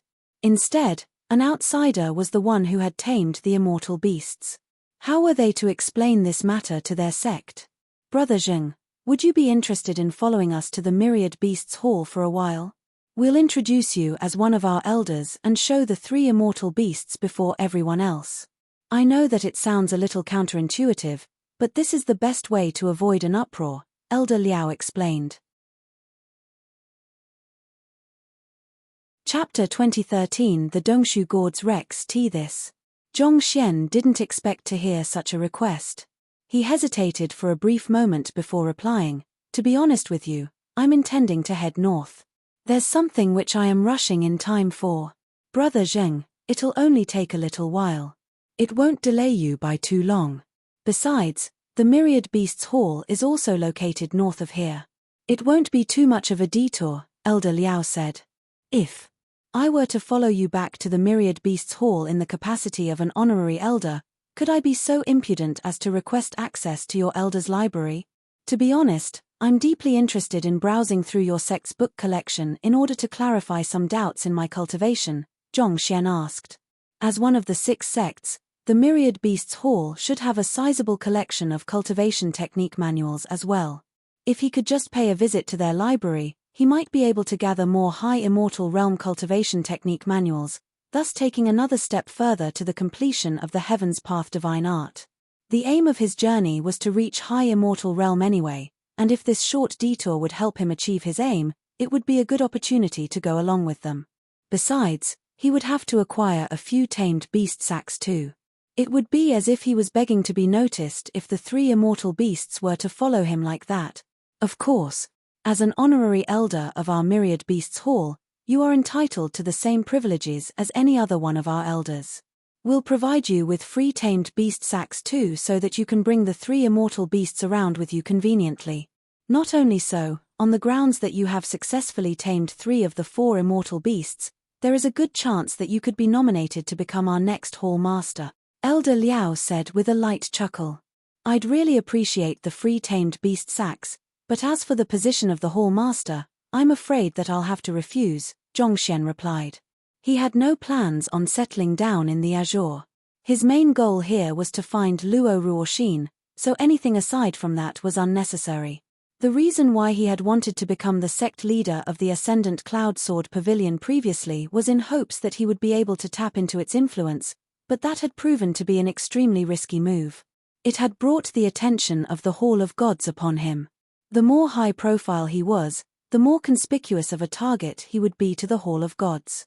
Thus, he didn't think that it would be wise of him to expose himself any more than this. Hearing those words, Elder Liao frowned. He didn't expect the other party to be interested in a relatively inexpensive tamed beast sack, only to think nothing of becoming the leader of one of the 6 sects. Wouldn't the other party be able to acquire whatever he wanted if he were to become the hall master? We can discuss the details later on, Elder Liao said with an awkward smile. The matter was just a suggestion that the lot of them had come up with so far. The only one who had the power to make the final decision was the hall master. All they could do was to bring the middle-aged man over to their sect. After coming to an agreement, Elder Liao and the others quickly focused on recuperating from their injuries. They had sustained severe injuries under the assault of the 3 immortal beasts earlier. As for Zhongxian, he turned his attention to the 9-headed fiery phoenix to examine the latter's injuries. There were 9 huge bumps on its heads due to the consecutive strikes by the Dongshu gourd. At the same time, its body appeared to be a little withered, and fresh blood was still trickling out from the deep cut it was inflicted with. Given that the 9-headed fiery phoenix had already submitted to him, Zhongxian was obliged to treat its injuries. Thus, he took out a jade bottle and passed it over. Drink this. In case of emergency, he had made sure to prepare several more bottles of the gourd's bathwater prior to setting off. The 9-headed fiery phoenix unhesitatingly drank the water in the jade bottle, and in just a few moments, it had already fully recovered from its injuries. In fact, it appeared to be more energetic than before. Thank you, Master, the 9-headed fiery phoenix replied in agitation. Using its strongest 9-headed flame breath had taken a toll on its body, and it had lost quite a bit of blood essence to the gourd earlier. Given the severity of its injuries, it thought that it would take at least a decade or so in order to recover back to its peak. Yet, who could have thought that a couple of clear water would actually bring it back to full health within moments? This further affirmed its choice of acknowledging the man standing before it as its master. Call the white-eared fox back, Zhongxian instructed. Yes. The serpentine dragon rose into the sky and roared ferociously, causing the ground to tremor ceaselessly. Following that, the crowd saw the pair of human and dragon returning back to the surface. Elder Yuan was still driving the dragon orb around, and sweat could be seen trickling down his forehead. It was apparent that even up to this point, Elder Yuan hadn't realized that the serpentine dragon he had been teasing was a fake. What? How is it possible that there's another serpentine dragon here? Elder Yuan was stunned when he saw the real serpentine dragon. Paying no heed to the astonished Elder Yuan, the serpentine dragon said, "White-eared fox, the rest of us have already submitted to our master. What do you intend to do now? You have submitted to him?" The white-eared fox was stunned. Its figure swiftly morphed from that of a serpentine dragon to a massive grey fox. Despite being grey from head to toe, it had an eye-catching pair of snowy white ears. This was also probably where its name had come from as well. The white-eared fox contemplated deeply for a moment before lowering its back deeply. "I am willing to submit to him as well." 3 of the 4 immortal beasts ruling over the Ascendant Cloud Mountain had already submitted. Given that it was the weakest of them all and its illusion had already been exposed, there was no way it would stand a chance against the others. Rather than to be killed, it might as well pledge its loyalty to the same master as well. As the white-eared fox submitted to Zhongxian as well, Elder Yuan finally came to realize what was going on, and he fell into a daze. He thought he would be able to tame the serpentine dragon without any trouble, especially since he had devoted 30 whole years into making preparations for this single moment. Who could have thought that a single white-eared fox would be able to foil all of his efforts? More importantly, within this short period of time, this Zheng Yang had already managed to tame the other 3 immortal beasts, thus becoming the biggest winner of this mission. What is more important than incentivizing the beast you intend to tame is to win its respect. The Northern Sea Dragon Orb and Dragon Blood you have prepared are indeed useful artifacts, but if you wish to truly win the respect of the beast you have tamed, you'll have to prove yourself to it, Zhongxian said. One of the reasons why his beast pummeling taming method worked time and time again was because it proved his superiority in strength. Treasures and the sort were just material possessions. They could be used to accrue goodwill with one's tamed beast, but a relationship built solely upon goodwill was fragile. Ultimately, one would still have to prove his strength in order to take a dominant position in the relationship, or else there was no guarantee that one would be able to retain control over one's beast. I understand. Brother Zheng, thank you for your guidance.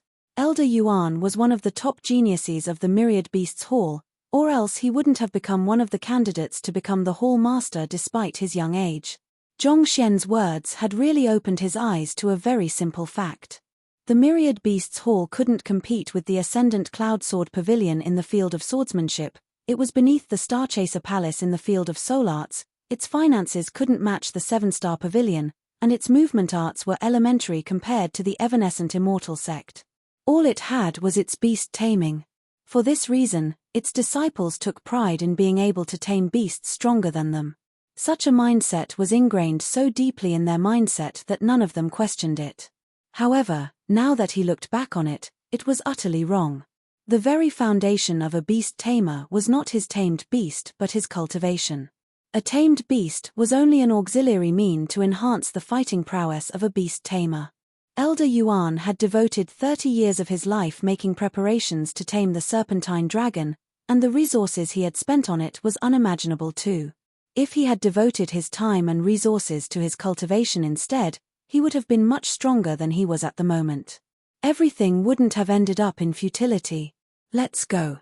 Since their work here was done, the group swiftly packed up and began making their way back to the Myriad Beasts Hall. Zhongxian felt that their speed of travel was too slow, and he got all of them onto the serpentine beast and proceeded swiftly ahead. 3 days later, the Myriad Beasts Hall finally came into view. In terms of scale, the Myriad Beasts Hall paled nowhere in comparison to the Ascendant Cloud Sword Pavilion. The entrance to the sect was a massive dragon head, and the buildings beyond formed the scales of the dragon. These buildings stretched on for hundreds of li, forming the body and tail of the dragon. Looking at it from afar, the entire Myriad Beasts Hall looked like a living dragon that was prowling along the mountain range, biding its time before it soared into the vast sky once more. Zhongxian had to admit that this was truly an impressive work of art. Even before entering the sect, the imposing presence of the sect would have already induced deference in the hearts of the visitors. How magnificent! Zhongxian remarked as he looked upon the sight from the top of the serpentine dragon. He couldn't help but recall how impressed he was when he first caught sight of the massive mountain gate and humongous sword located at the entrance of the Ascendant Cloud Sword Pavilion. It seemed like none of the 6 sects were to be trifled with. It said that the founder of the Myriad Beasts Hall had managed to tame a pseudo-dragon back in his time. All of these buildings were built in the era of the founder, and they were constructed to resemble the body of the pseudo-dragon. As a result of that, the sect carries the imposing authority of the dragon tribe.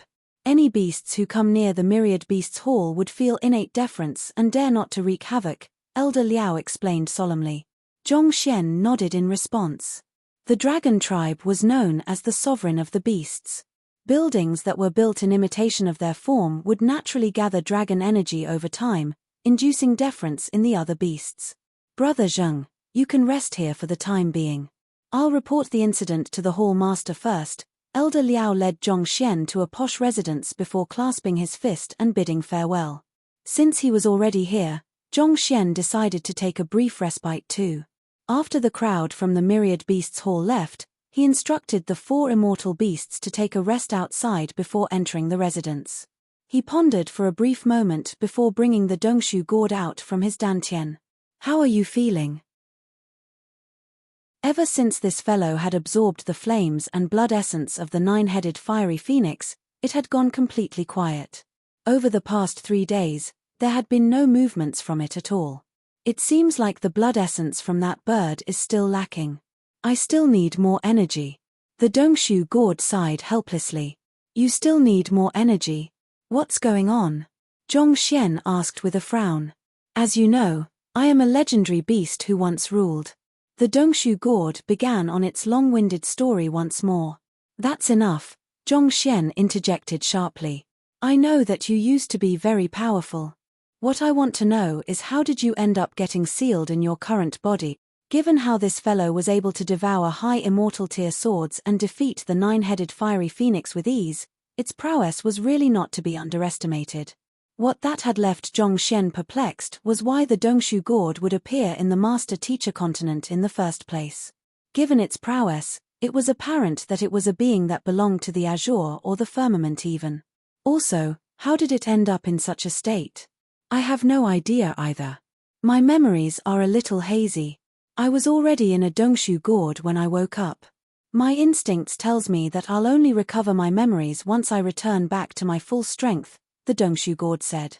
Seeing how it was futile to get anything out of this fellow, Zhongxian sighed deeply and said, forget it. Why don't you tell me what do you need in order for you to break free of your current form instead? The amount of energy I have gathered still isn't sufficient for me to break free of my shell yet. However, if you could just feed me some superior immortal pills, I just might be able to do it, the Dongshu gourd said. Superior immortal pills? How many do you need? Zhongxian frowned. He did have some superior immortal pills on hand, but he didn't have too many of it. He had intended to acquire 100 of them back when he paid a visit to the Wuhai City Ethereal Hall.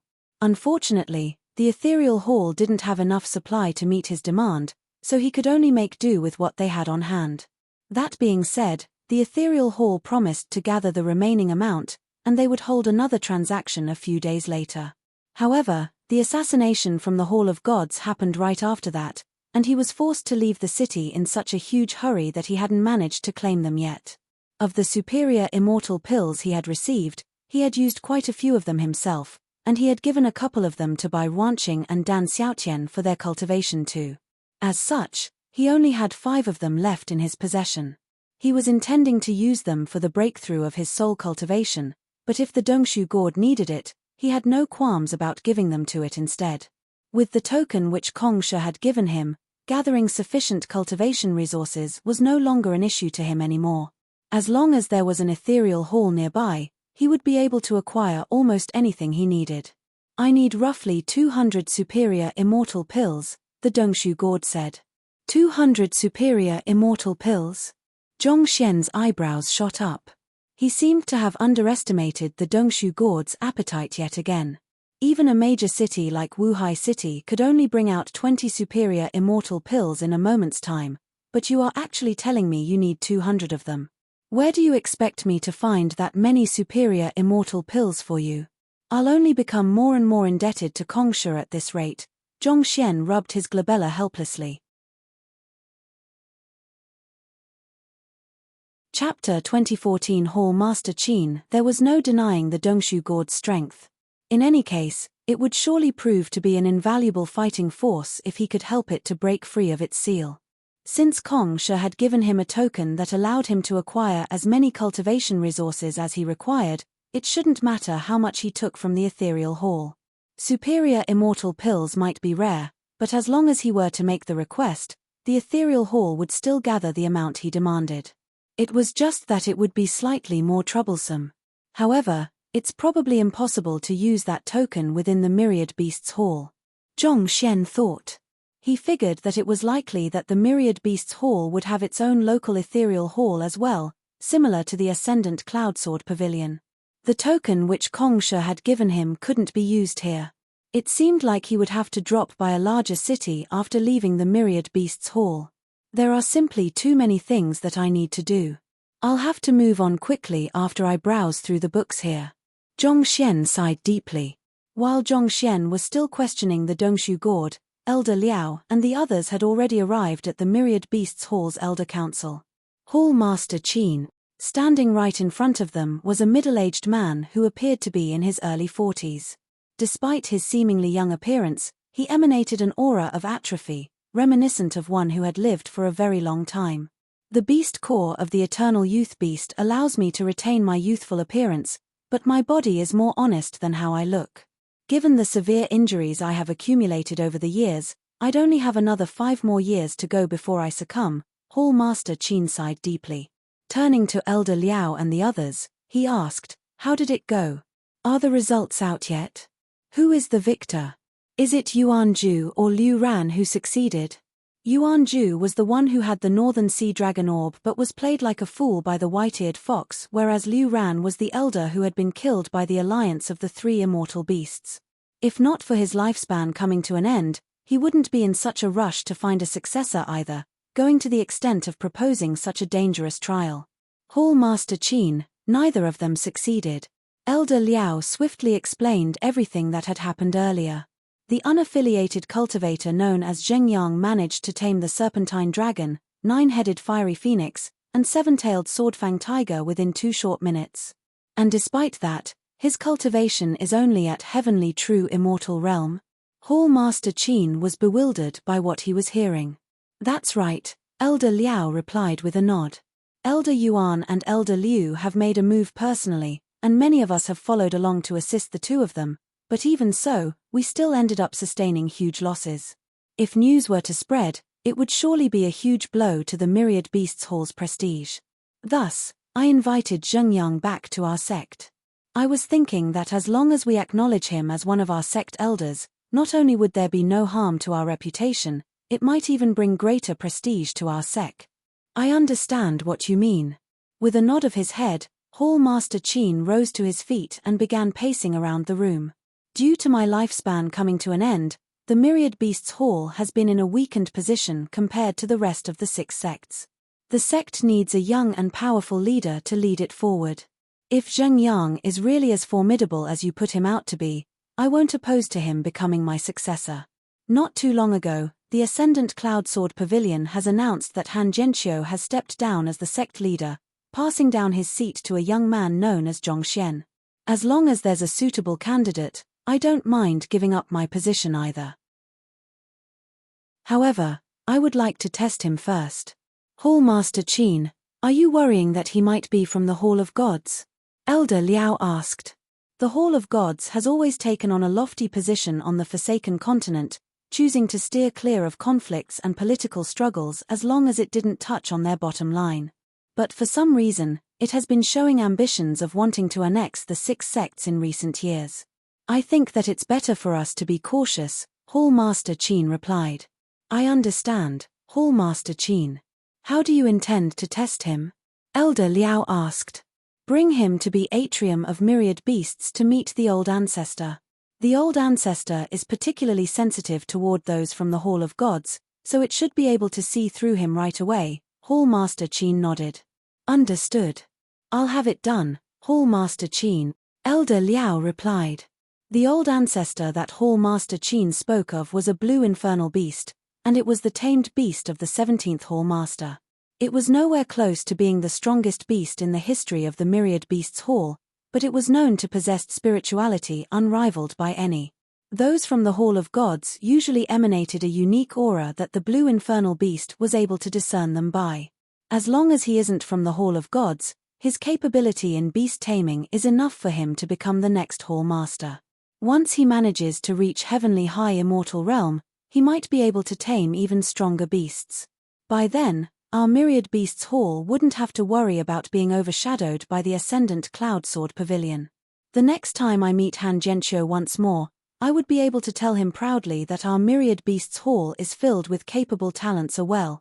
Hall Master Qin clenched his fists tightly. Nodding in agreement, Elder Liao bade his farewell and backed out of the room.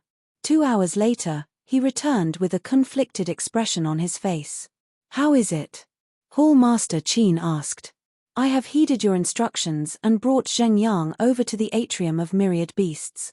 However, as Elder Liao recalled what he had witnessed earlier, his eyelids just couldn't stop twitching. "However, did the old ancestor say that he's from the Hall of Gods?" "To be honest, I don't really know. The old ancestor made a huge fuss about wanting to acknowledge Zheng Yang as its master, and we had to drag it out in order to stop it from doing so," Elder Liao said awkwardly. The old ancestor wanted to acknowledge him as its master. Hall Master Qin was stunned. That's not all. As you know, the atrium of Beasts Hall is where most of the beasts of our sect reside. After Zheng Yang took a short look around the area, there are already 300 sage beasts and 12 immortal beasts that are intent on acknowledging him as their master. This matter has caused a huge uproar in the sect, and many elders are dissatisfied with it. Elder Liao reported as he pinched his nose bridge in distress. Those beasts want to acknowledge him as their master. What's going on over here? I only told you to bring him over to the atrium of myriad beasts, right? Why are those beasts acting in such a manner? Hall Master Qin was a little overwhelmed by what he was hearing as well. It should have just been a simple identity verification, but why would such a huge mess be stirred up within a short span of 2 hours? The reason why the Myriad Beasts Hall was able to rise to the position as one of the 6 sects was because every single one of the elders, core disciples, and inner disciples had a tamed beast each. Through the tight coordination of the beast tamer and tamed beast, they had a decisive advantage over peers who were at the same cultivation realm as them. If the beasts of the sect were to all submit to a single person, wouldn't the very foundation that made the Myriad Beasts Hall strong in the first place collapse? This mustn't be allowed to happen. When the old ancestor heard that Zheng Yang was able to tame the serpentine dragon and the others within 2 short minutes, he scoffed at the story, thinking that it was a fib. Thus, he ordered the sage beasts and immortal beasts in the area to encircle Zheng Yang and teach him a lesson. I swiftly moved to stop them, but my strength was limited. Then, before I knew it, the situation has already become like that. Recalling everything that had happened earlier, Elder Liao was on the verge of bursting into tears. It was not as if he didn't want to stop the mess from happening, but what could he do against the old ancestor and hundreds of beasts? And that Zheng Yang was even more of a monster. Despite facing so many opponents at once, he actually managed to floor all of them in less than 3 minutes. That wasn't all. It would be one thing if Zheng Yang was powerful, but as it turned out, all of the beasts which he had pummeled suddenly began groveling before him like a loyal lapdog, insisting on acknowledging him as their master. Even the old ancestor was no exception to the rule either. That was the tamed beast of a predecessor many generations before them. If the old ancestor were to acknowledge Zheng Yang as its master, what would become of their seniority? It would be as if they had become his grand disciple all of a sudden. His heart wouldn't be able to take it if he had to change from addressing the other party from Brother Zheng to old ancestor Zheng all of a sudden. Hall Master Qin also didn't expect so many things to happen within 2 short hours. With a sharp intake of breath, he said grimly, "Bring me to him. I would like to meet him in person." What a bother. Zhongxian looked at the massive congregation of beasts before him with a conflicted look on his face. Elder Liao came by earlier to bring him over to what atrium of myriad beasts. But shortly after he arrived at the destination, he suddenly came under the assault of these beasts. In order to protect himself, he could only beat all of these fellows up. Then, before he knew it, all of them had already submitted to him. It sure was hard to maintain a low profile. But that being said, the matter that was bugging his mind at the moment was that he still had no idea what Elder Liao was up to. Did the other party bring here to tame these beasts? But he already had the serpentine dragon and the others, so he didn't need these weaklings. All of you should disperse. I already have my tamed beasts, and I have no intention of accepting any more. If he were to tame all of these beasts too, he would pretty much be escorted by an army wherever he went. If so, how could he remain discreet? The Hall of Gods would have come knocking before he could even get far. Even if you don't accept them, you should at least accept me. My cultivation has already reached high immortal realm. While my fighting prowess is nowhere on par with that of the serpentine dragon and the others, I am blessed with extreme spiritual sensitivity at birth. I have a sharp sense for danger, and I can warn you in advance, the blue infernal beast said with a smile as it walked over. Zhongxian fell into deep thoughts upon hearing those words. It was just as what the other party had said. Even though its cultivation was only at lesser high immortal, its senses were indeed extraordinarily sharp. It was able to move in advance to dodge the brunt of his attacks in advance in the face-off earlier. It would indeed be a valuable ally. Very well, I'll accept you as my tamed beast, Zhongxian nodded. Just as he was just about to seal the soul contract, a middle-aged man suddenly rushed into the room and called out, "Brother Zheng, please wait for a moment." Zhongxian turned his gaze over. Following behind the middle-aged man was Elder Liao, and he quickly introduced, "Brother Zheng, this person over here is Hall Master Qin Yuan, the sect leader of the Myriad Beasts Hall." Nodding slightly, Zhongxian clasped his fist and greeted, paying respects to Hall Master Qin. "Brother Zheng, there's no need for you to be so formal with me," Hall Master Qin replied with a smile. "I have heard of your exploits from Elder Liao, and I am deeply in awe of your beast-taming skills. As the leader of the Myriad Beasts Hall, there was hardly anyone in the Forsaken Continent who could compete with him in the field of beast-taming." He thought that he had already reached the zenith in the field, but when he saw the middle-aged man before him, he realized that he still had a long way to go. His prided beast-taming skills were nothing much compared to that of the middle-aged man before him. They weren't worth a mention at all. Initially, he thought that Elder Liao had exaggerated the matter quite a bit, but after witnessing the sight before him, he realized that he had been severely underestimating the capabilities of this Zheng Yang. Several hundred beasts submitting to a single person simultaneously. Even in the long history of the Myriad Beasts Hall, there had never been a single person who had accomplished such an illustrious feat before. "Beast taming is actually not as complicated as many think it out to be," Zhongxian remarked. "It would be my delight to listen to Brother Zheng's words of wisdom." Hall Master Qin clasped his fist in response. "Just like humans, beasts are beings with pride and dignity, and they should be treated as so too," Zhongxian said slowly. If he were to claim that he was the number 2 beast tamer on the Master-Teacher continent, there would be no one who would dare claim himself to be number 1, not unless he wished to be beaten to death. Seeing that the two of them were interested in listening to his teaching, his instincts as a teacher kicked up, and before he knew it, he was already lecturing them. After listening to Zhongxian's words for a moment, incredulity could be seen reflected in the depths of Hall Master Qin's eyes. He had studied the way of beast taming for many years, and he had never thought it would be possible to interpret the art in such a manner. It was as if a brand new world had opened before him, bringing his understanding of beast taming to a whole new level. Some time later, Elder Liao couldn't help but sent a telepathic message over, "Hall Master Qin, do you think that Zheng Yang is qualified to become the next sect leader?" "Of course." Hall Master Qin replied in agitation. The very fact that the old ancestor was willing to take Zheng Yang as its master showed that the latter wasn't from the Hall of Gods. On top of that, the latter had shown that he had unique insights regarding beast taming, and if his insights could be compiled and passed down to the later generations, it would surely bring the average capability of the beast tamers in the sect to higher ground. Given so, there was no doubt that this middle-aged man was the most suitable candidate to succeed him as the next Hall Master. With such thoughts in mind, Hall Master Qin looked at the middle-aged man before him and asked with a quivering voice, "Brother Zheng, would you be interested to become the Hall Master and take charge of the entire Myriad Beasts Hall?" "You want me to become the Hall Master?" Zhongxian was stunned. "I have only been here for 2 hours, but the current Hall Master was already asking me if I want to take his position. Are the sects in the Azure so loose about the succession of leadership?" Chapter 2015 Double Kill.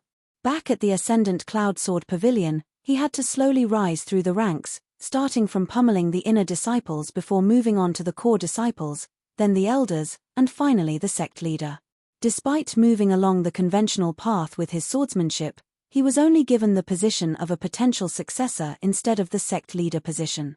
On the other hand, he had only arrived at the Myriad Beasts Hall for 2 hours so far, but before he could make sense of what was going on here, he was already offered the position as the next Hall Master.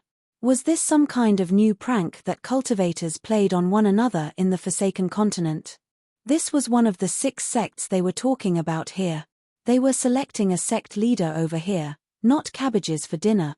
Or could it be that this Hall Master Qin actually had some sort of tragic history with the sect, so the other party wanted to destroy this wretched place of misery through his hands or something?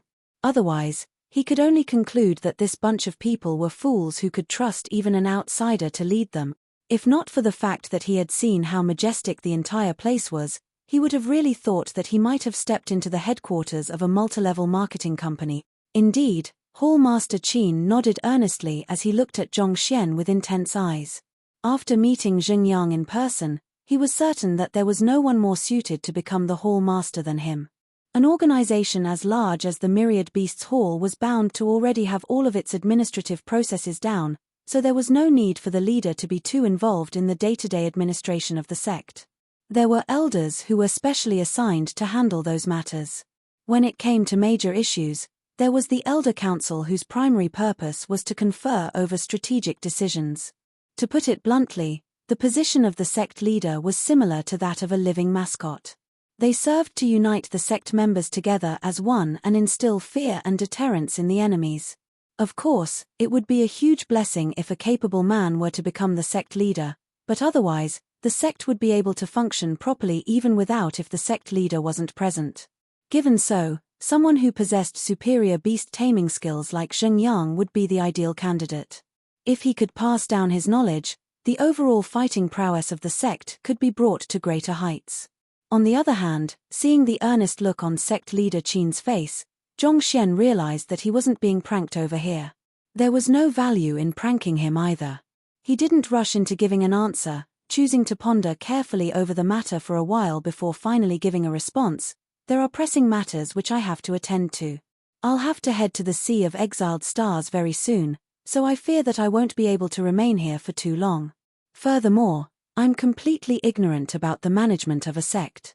He had taken on many leadership positions in the past, such as the principal of the Hongyuan Master Teacher Academy and the head of the Zhong clan, but he had never involved himself in its administration before. There were always people there to manage those matters for him. Thus, his efforts had always been directed toward his cultivation. To be honest, he wasn't sure if he could really handle the troubles that came along with being the sect leader. In response to that, Hall Master Qin replied, "In truth, I don't know too much about the management of a sect either. The position of a Hall Master is mostly symbolistic. Your very presence will reassure the disciples in times of danger, allowing them to fight bravely without defeat. At the same time, a powerful leader would grant us more bargaining power on a negotiation table. As for the miscellaneous affairs, you need not worry too much about it. The elders are there to deal with them." Zhongxian nodded slowly in agreement. Seeing that he was receiving a positive response, Hall Master Qin pressed on. "Besides, if you are intending on heading to the Sea of Exiled Stars, you would have even more need for the identity as the leader of our Myriad Beasts Hall." Those words left Zhongxian tilting his head in confusion. The Sea of Exiled Stars is where the Starchaser Palace is located at. It consists of innumerable islands, and living on each of these islands are the indigenous population of the Forsaken Continent. They are an extremely exclusive group of people, and they tend to act hostile toward outsiders. There have been quite a few cases where those islanders have lynched visitors to death, and there are even high immortals who have fallen victim to that as well, Hall Master Qin explained. If you were to take on the identity of the leader of the Myriad Beasts Hall, your words would carry more weight. At the very least, no one would dare to make a move on you, and it would be much easier for you to get things done as well. Naturally, there was no one who would be foolish enough to offend the leader of the Myriad Beasts Hall. That would be as good as waging war on it. Zhongxian nodded in agreement. He had asked Elder Liao some details regarding the Sea of Exiled Stars on his way over, and it was exactly the same as what Hall Master Qin was saying at the moment as well. It was rumored that some of the indigenous population practiced the art of slaughter, so their temperament tended not to be too good. If he were to enter as a nobody, it would be hard for him to achieve his goal of accessing their libraries and uncovering clues regarding Luo Ruoxin there. If you become the Hall Master, you'll be able to mobilize our informants hidden amidst the Sea of Exiled Stars, thus making it easier for you to gather information. Hall Master Qin dropped another bait before Zhongxian. This. Zhongxian's eyes lit up. Since that's the case, I guess I don't really mind taking on the position then. It would indeed be difficult for him to investigate the information he required by himself. However, if he were to become the leader of the Myriad Beasts Hall, he would be able to tap into its vast intelligence network, thus making it far easier for him to gather information. As the Myriad Beasts Hall had a monopoly in the business of transportation on the Forsaken Continent, its members were spread throughout the entire continent. There were many disciples just like the old man who had ferried him over to the Ascendant Cloud Mountain spread all over the continent. Given so, Zhongxian could imagine that their intelligence network would be far more developed than that of the Ascendant Cloudsword Pavilion. That is wonderful news. I'll make preparations now, and the inauguration ceremony will be held a month from now. Hall Master Qin nodded. A month from now? Zhongxian shook his head. I can't afford to wait that long. There's no need to hold an inauguration ceremony either. It's not convenient for me to show myself presently either. It isn't convenient for you to show yourself. Hall Master Qin frowned. They were an orthodox organization, not some shady demonic sect operating undercover to destroy the continent or something. Surely there was no need to be so secretive about this. My cultivation is only at heavenly true immortal realm at the moment. While I am able to barely defeat heavenly high immortal realm beasts using my secret art, I fear that my cultivation is still too weak at the moment. I'm worried that I might catch the attention of the Hall of Gods if I were to stand out too much. At this moment, Zhongxian paused for a moment before adding, I heard that the genius who comprehended the god's sword intent at the Ascendant Cloudsword Pavilion had recently faced an assassination attempt from the Hall of Gods.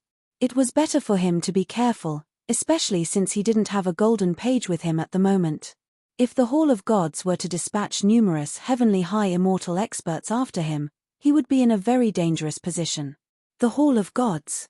Hall Master Qin narrowed his eyes coldly. I have indeed heard of that matter from Han Zhenqiu. Their informants had found that the Hall of Gods was becoming more active in recent years, and the news he had just received from Han Zhenqiu affirmed his worries.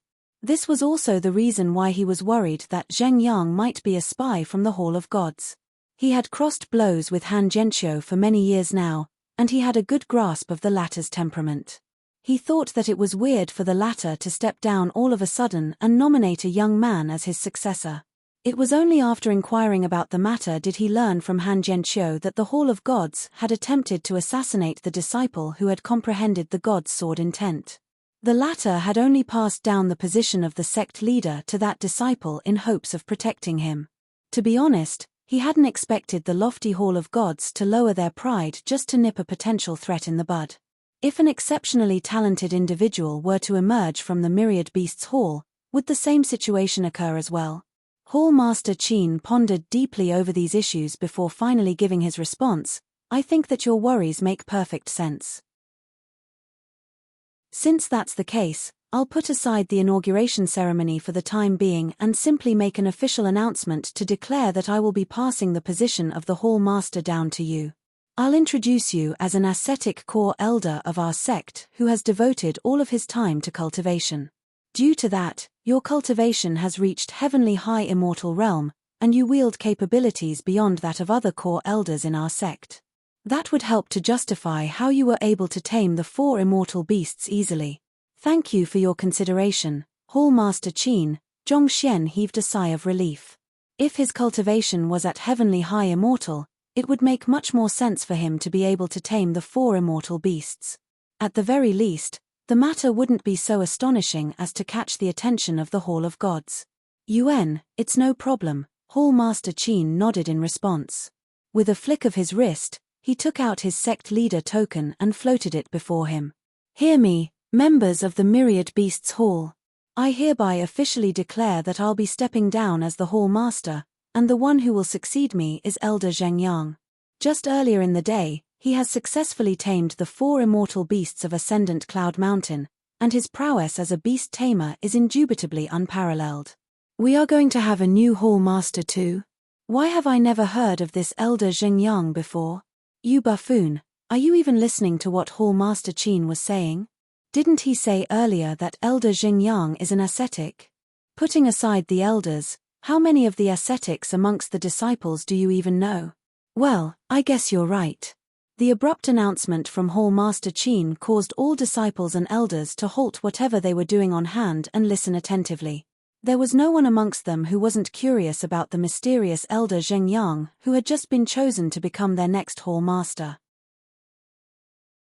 That being said, Due to the Ascendant Cloud Sword Pavilion setting a recent precedent, this announcement didn't stir too much of an uproar from the disciples.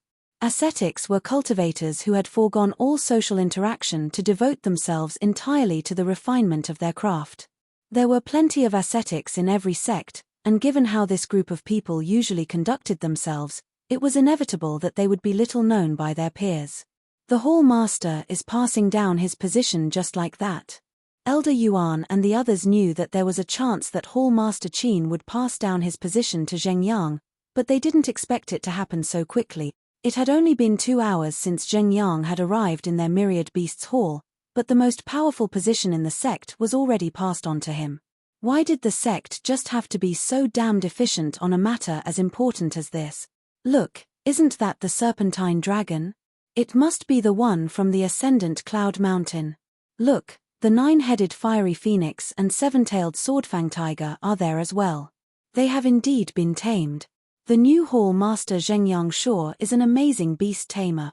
All of a sudden, Elder Yuan and the others heard a commotion outside. When they raised their heads, they saw the 4 immortal beasts they had encountered back at the Ascendant Cloud Mountain soaring through the air, flaunting Zhengyang's accomplishments. It was hard for the members of the sect to accept a little-known figure as their new leader all of a sudden, so they were still harboring some doubts and reservations. However, upon seeing this sight, it felt like all of their doubts were vanquished in an instant. Disciples of the Myriad Beasts Hall, I am Zheng Yang, your new Hall Master. I have made some modifications to the beast taming techniques you have been learning previously, so may I invite you to head over to where Elder Ying is to receive the improved version. Following that, the voice of the new Hall Master echoed in the air. His deep and steady tone was charismatic and confidence-inducing. An improved version of our beast taming techniques? But the beast taming techniques of the Myriad Beasts Hall have been passed down for several millenniums now. Isn't it making light of them to alter them so casually? I think so too. The disciples were a little perplexed at the sudden announcement they had received. They weren't too sure what they could expect from their new Hall Master. Mu Shu was an inner disciple of the Myriad Beasts Hall. His ranking was in the mid-LOOs. Amongst the 10,000 inner disciples, his ranking still wasn't too bad. However, he was currently facing his greatest crisis ever since he joined the Myriad Beasts Hall. He was on the verge of having his identity as an inner disciple revoked. It was not because he had made some kind of mistake or anything. It was because he had failed to tame a single beast whose cultivation was equivalent to him within the past 3 years. According to the rules of the Myriad Beasts Hall, those whose age was beneath 20 and cultivation had reached Ancient Sage were eligible to become inner disciples, but they had to tame a beast whose cultivation equaled theirs within 3 years in order to retain their position. Once the time was up, they would be automatically stripped of their identities as inner disciples, and in the worst-case scenario, they might even be asked to leave the sect. 3 years might seem like a long time, but in relevance to beast taming, it really wasn't much. After all, taming a beast required one to find an appropriate beast, capture it, and nurture feelings with it. Each of these steps was easier said than done. From the moment he was promoted to become an inner disciple, he had begun searching for a target, and it was just last year that he found a fitting target. An ancient sage stonefire beast. The attribute of the stonefire beast was a perfect fit with the cultivation technique and movement technique he practiced. If he were to fight alongside it, his fighting prowess would surely be greatly enhanced. The problem was that the stonefire beast was simply too haughty. It refused to submit to him no matter what he did. He had tried tempting it with all kinds of delicacies and treasures, but the stonefire beast wouldn't even spare him a glance, as if he didn't exist at all. Over the span of a year, he had tried more than 20 different strategies, but none of them were effective at all. And today was the very last day of the 3 years he had. If he still couldn't succeed today, he would have his identity as an inner disciple revoked, and he would be forced to leave the sect in disgrace. I'll have to give it my all. Mu Shu gritted his teeth in determination as he walked into a room. There was a massive cage in the room, and locked within it was a beast with lava-like skin. It stood proudly on the spot, not moving at all, reminiscent of a statue. Chapter 2016 Violence. Mu Shu said with a bitter smile. Stonefire Beast, I am here again. I know that it's unlikely, but I still hope that I'll be able to move you with this. Mu Shu said with a bitter smile. He took out a jade bottle and said, this is a bottle of blood cleanser. It can nourish your meridians and make them more supple, allowing you to overcome your bottleneck more easily. The Stonefire Beast's meridians were known to be extremely stiff, which made it extremely difficult for it to achieve a breakthrough after maturity. The only way to resolve the problem was through the blood cleanser, which nourished one's meridians. Without a doubt, the blood cleanser was extremely alluring to it. The only issue was that the blood cleanser was simply too expensive. He had to rush 15 missions over the past half a year in order to earn enough money to purchase this bottle of blood cleanser. Every single mission that he took on was incredibly tough, such that he often survived only by a close shave. If not for his good luck, he would have returned to the dirt by now. Did you think that I would thank you for your gift? I suggest that you stop daydreaming. There's no way I'll submit to you. I would rather die than to serve a human, the Stonefire Beast harumphed coldly. Why are you so obstinate? Do you understand that your life is in my hands? Seeing how the Stonefire Beast was still persisting on, Mu Shu sighed helplessly. What's there to fear about death? Even if you were to kill me, I'll be another proud Stonefire Beast 18 years later. Even if it'll bring me to my demise, I'll never bow down to a human. Kill me if you will. After which, the Stonefire Beast turned its head to the side and fell completely silent. You! Mu Shu glared at the Stonefire Beast with his sword trembling in his hands. However, the latter showed no signs of wavering at all, as if he truly had no qualms about dying at this very instant. Seeing that the other party had no intention of submitting at all, Mu Shu shook his head helplessly. With a look in his eyes, he threw his sword aside and turned around to leave the room. I have really lost against your obstinacy. I'll be leaving the Myriad Beasts Hall tomorrow, so you are free to. But at this moment, a voice suddenly echoed in the air. Hear me, members of the Myriad Beasts Hall. I hereby officially declare that I'll be stepping down as the Hall Master, and the one who will succeed me is Elder Zheng Yang. Hall Master Qin is stepping down. But again, what does this have to do with me anyway? I'm going to have to leave the Myriad Beasts Hall tomorrow anyway. Mu Shu muttered gloomily beneath his breath. But soon after, another voice echoed in the air. I have made some modifications to the beast taming techniques you have been learning previously, so may I invite you to head over to where Elder Ying is to receive the improved version. Modifications to the beast taming techniques? Mu Shu suddenly halted in his footsteps. I won't be a disciple of the Myriad Beasts Hall tomorrow anymore, so I should take a look at them while I'm still qualified to. He didn't bear much expectation at all, but nevertheless, he still went to look for Elder Ying to receive the improved beast taming techniques. When he first laid his eyes on the improved beast taming techniques, his eyes widened in utter bewilderment. In truth, the modification was extremely simple, such that its essence could be beautifully summarized with just a single word. Violence.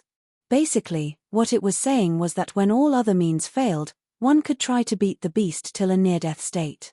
After that, offer the beast appropriate treasures to move it. Such pummeling method won't work. It didn't take long for Mu Shu to finish browsing through the contents, and he couldn't help but sigh helplessly. There were such pummeling taming methods within the sect as well, and he had tried them too. However, none of them worked. Not only so, he even infuriated the Stonefire Beast, and the latter nearly killed itself. Blind violence wouldn't resolve anything. Wait a moment.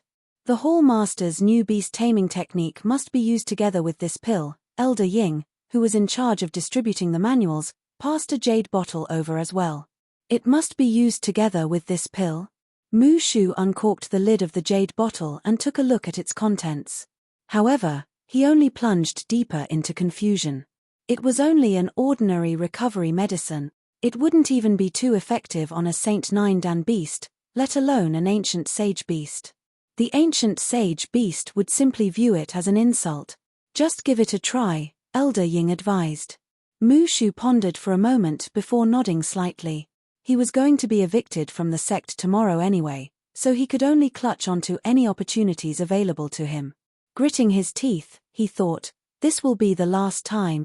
With the jade bottle in hand, Mushu returned back to his room and began executing the beast pummeling taming method he had just learned from the book on the Stonefire beast. After some incredible shaking and rattling, the Stonefire beast was left lying on the ground with bleeding wounds all over.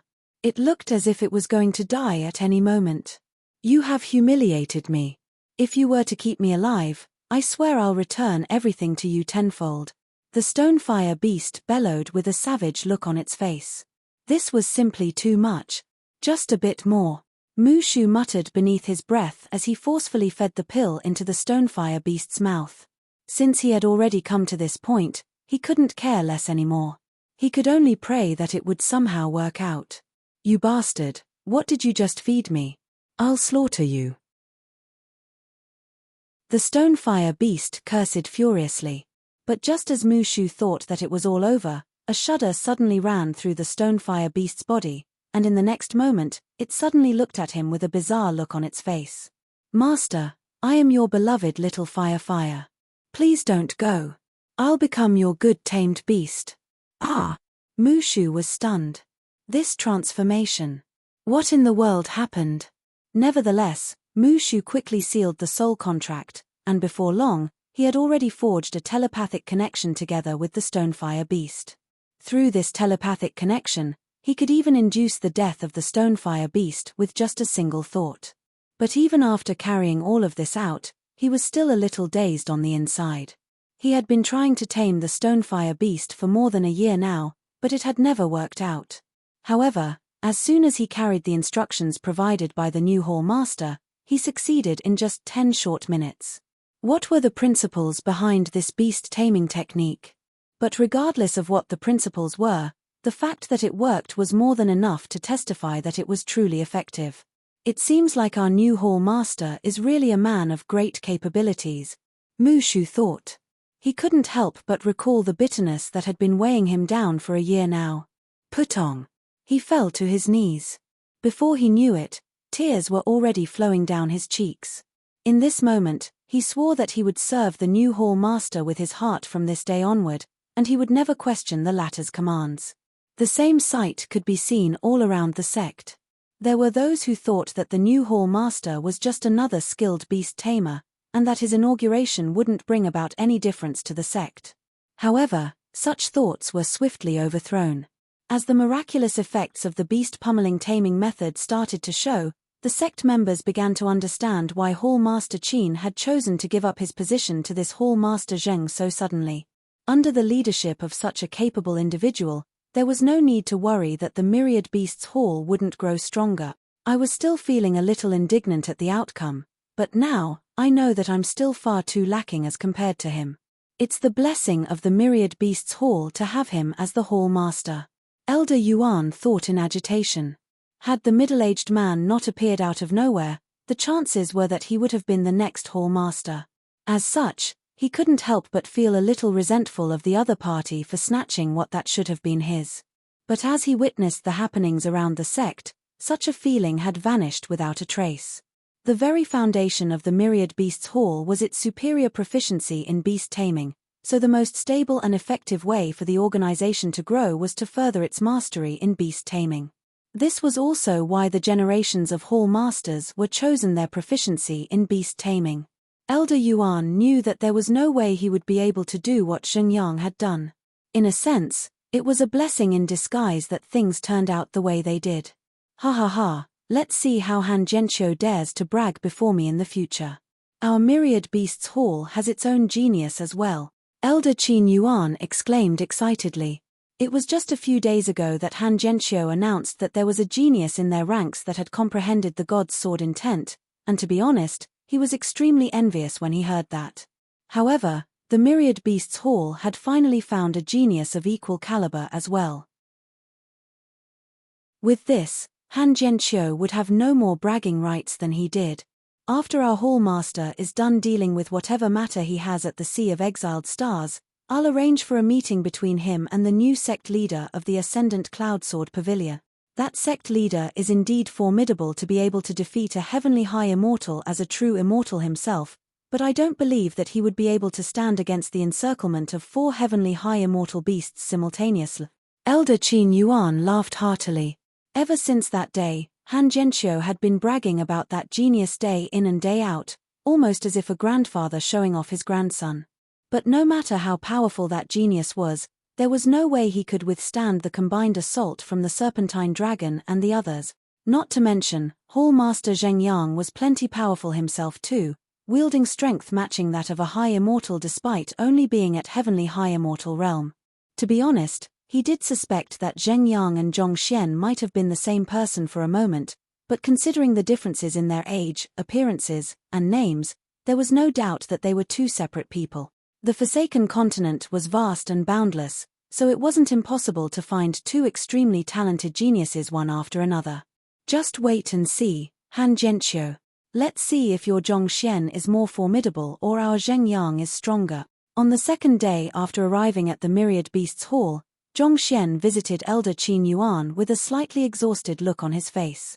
He had spent the previous day compiling his understanding of beast taming into books before distributing them around.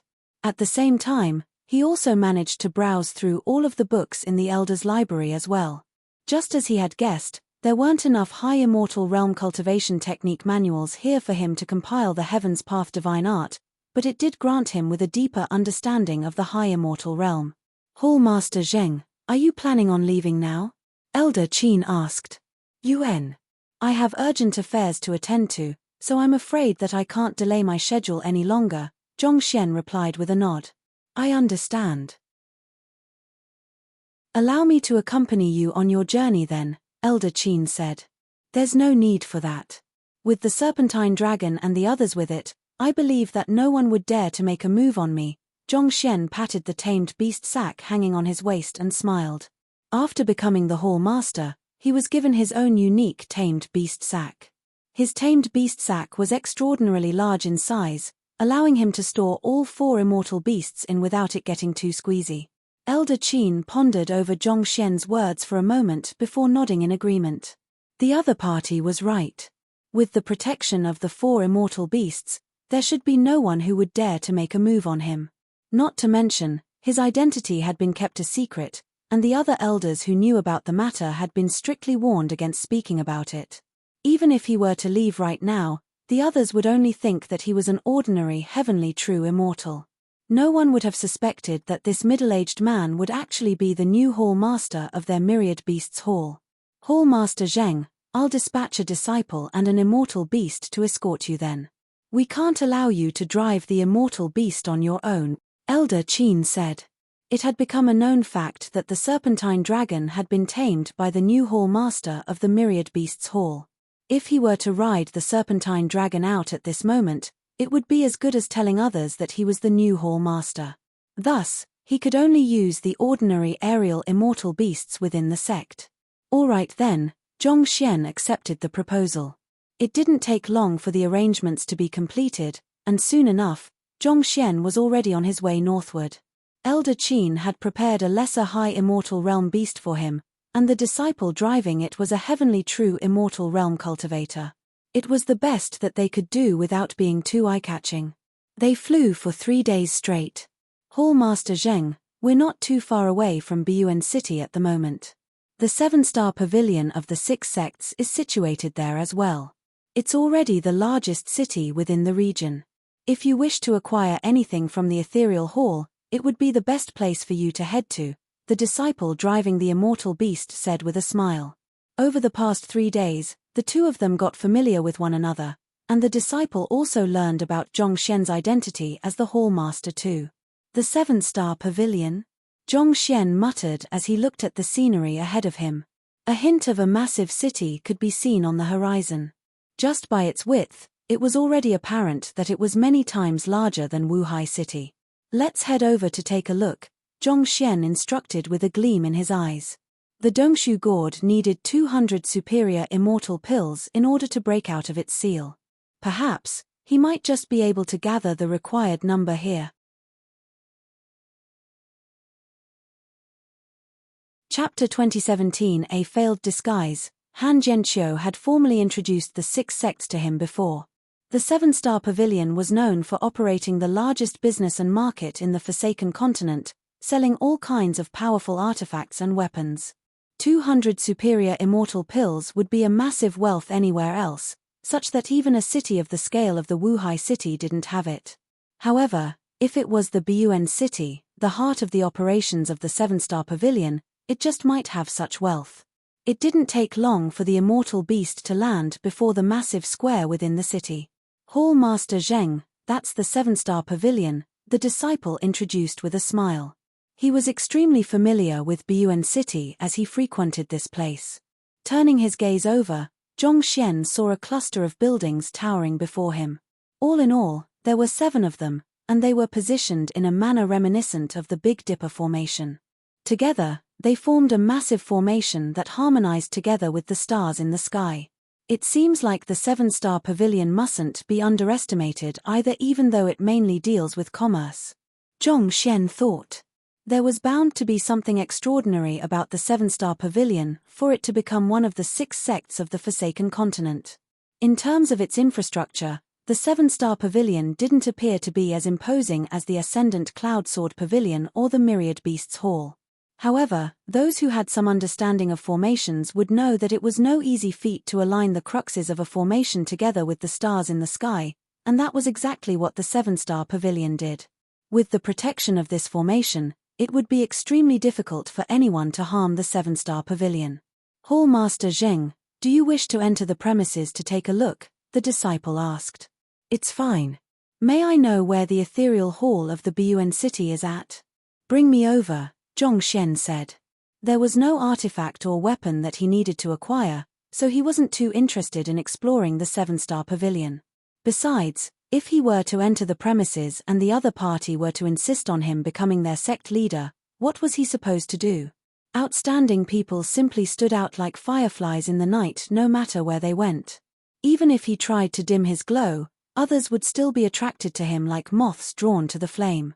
It was more than enough for him to be the leader of 2 major powers. Any more than would just be plain troublesome. The local branch of the Ethereal Hall is located right next to the Seven-Star Pavilion, the disciple replied. Zhongxian turned his gaze over and saw a tall tower located not too far away from the Seven-Star Pavilion.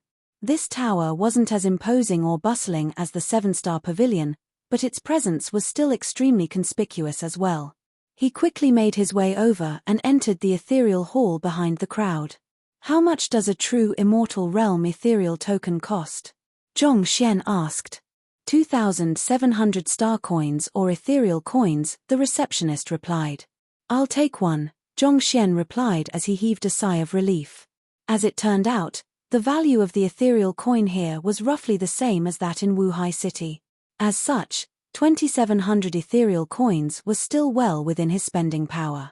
After acquiring the ethereal token, Zhongxian rented a silent chamber.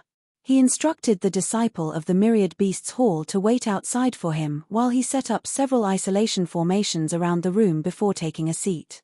Holding the ethereal token in his hand, he swiftly activated it before immersing his consciousness into it. Before long, he was already amidst the virtual ethereal hall. He headed straight for the receptionist and passed Kongsha's token over before saying, I would like to purchase some cultivation resources. Upon seeing the token, the attendant's eyes immediately widened in shock. She quickly told Zhongxian to please wait a moment before hurriedly heading to the room behind the counter. Soon, an elder walked over and bowed deeply to Zhongxian. Esteemed guest, the token you hold is the insignia of our hall master, which grants you the same privileges as our hall master within this store. May I know what you intend to buy? I would like to purchase 200 superior immortal pills, Zhongxian replied. 200 superior immortal pills? The elder nearly leaped in shock. For many years he had worked in the ethereal hall, but he had only seen customers purchasing at most 10 superior immortal pills in a single seating. Yet, for this young man to purchase 200 of them at once, was he planning on snacking on them during his leisure time? It was important to note that superior immortal pills were actually incredibly expensive. Each of them was listed at a price of 20,000 ethereal coins. To put it in other words, this was a massive transaction worth 4 million ethereal coins. This amount of wealth was already more than enough for one to buy an entire city. Indeed. Don't beat around the bush and tell me straight if it's possible to make this transaction, Zhongxian replied with a frown. This. The elder hesitated for a moment before saying, if we were to gather everything we have in Buyuan City, we should be able to put together 200 superior immortal pills. However, we would have to report this transaction to the headquarters for approval before going ahead with it. Please give me a moment. Yuan, feel free to do whatever you need to, Zhongxian replied with a nod. After consulting the headquarters, the elder returned with a smile on his lips. The headquarters have approved the transaction. Esteemed guest, you just have to activate the teleportation formation on your ethereal token in order to withdraw your good. I've troubled you, Zhongxian nodded before retracting his consciousness from the ethereal hall. Returning back to the silent chamber, Zhongxian tapped his finger on his ethereal token lightly. 20 jade bottles materialized right before him. Each of these bottles contained 10 superior immortal pills each. Here are 200 superior immortal pills.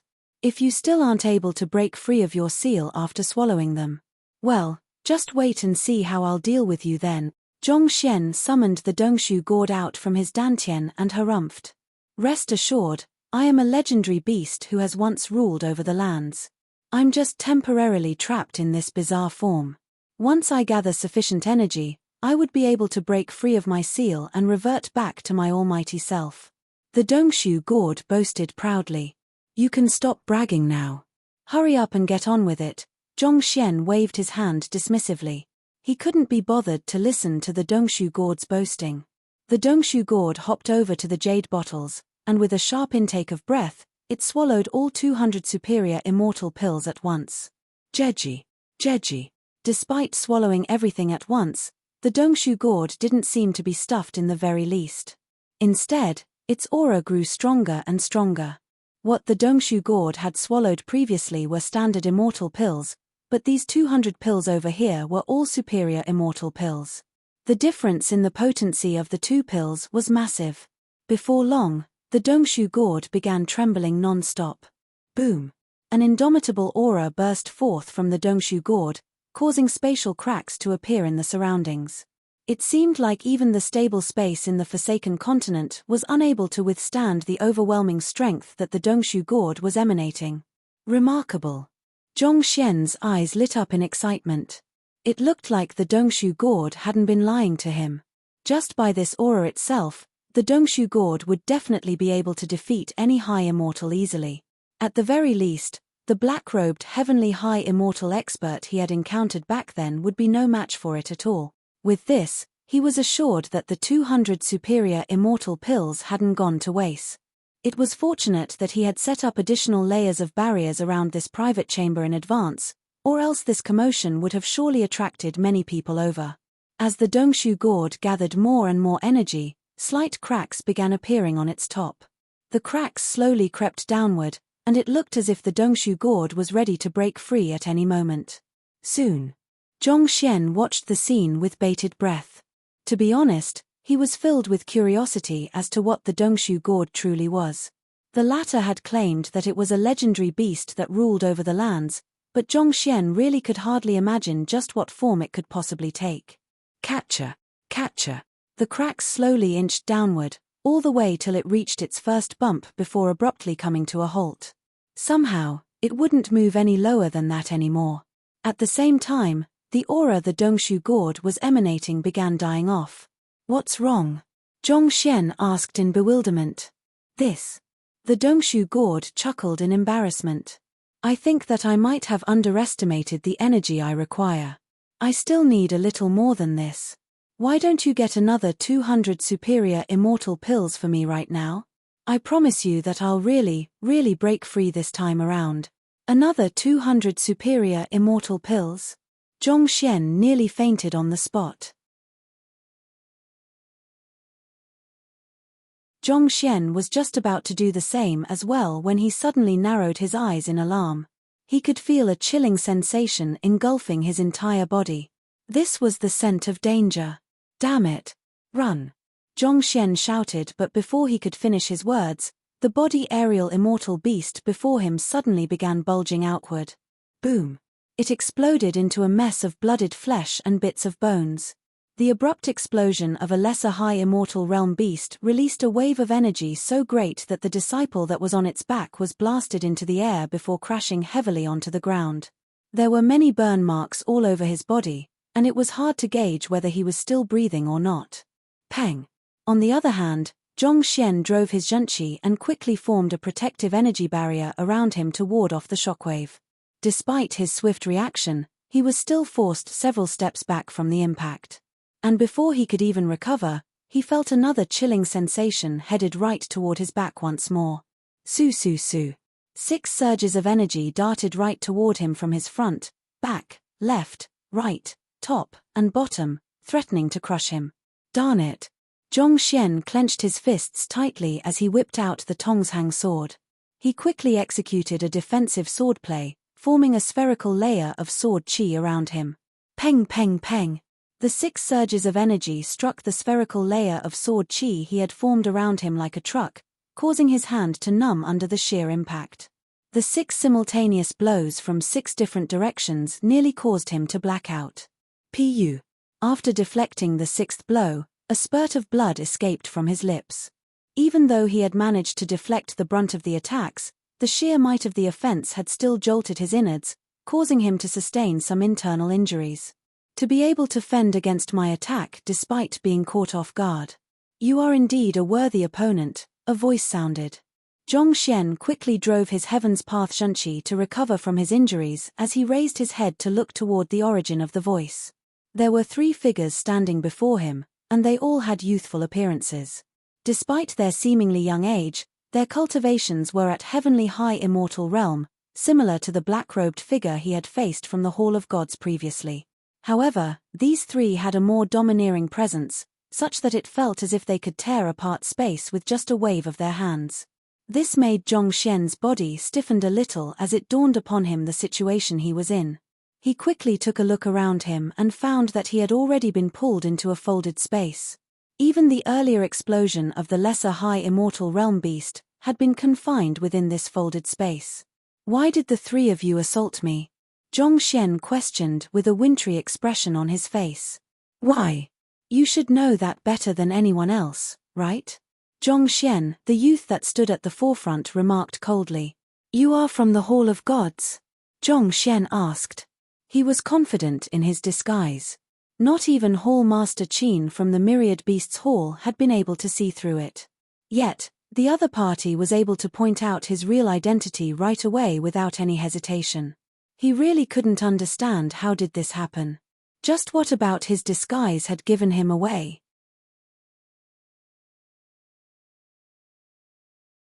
Chapter 2018 Semi-Divinity Artifact. He had made sure to proceed very carefully this time around ever since he nearly lost his life from the previous assassination.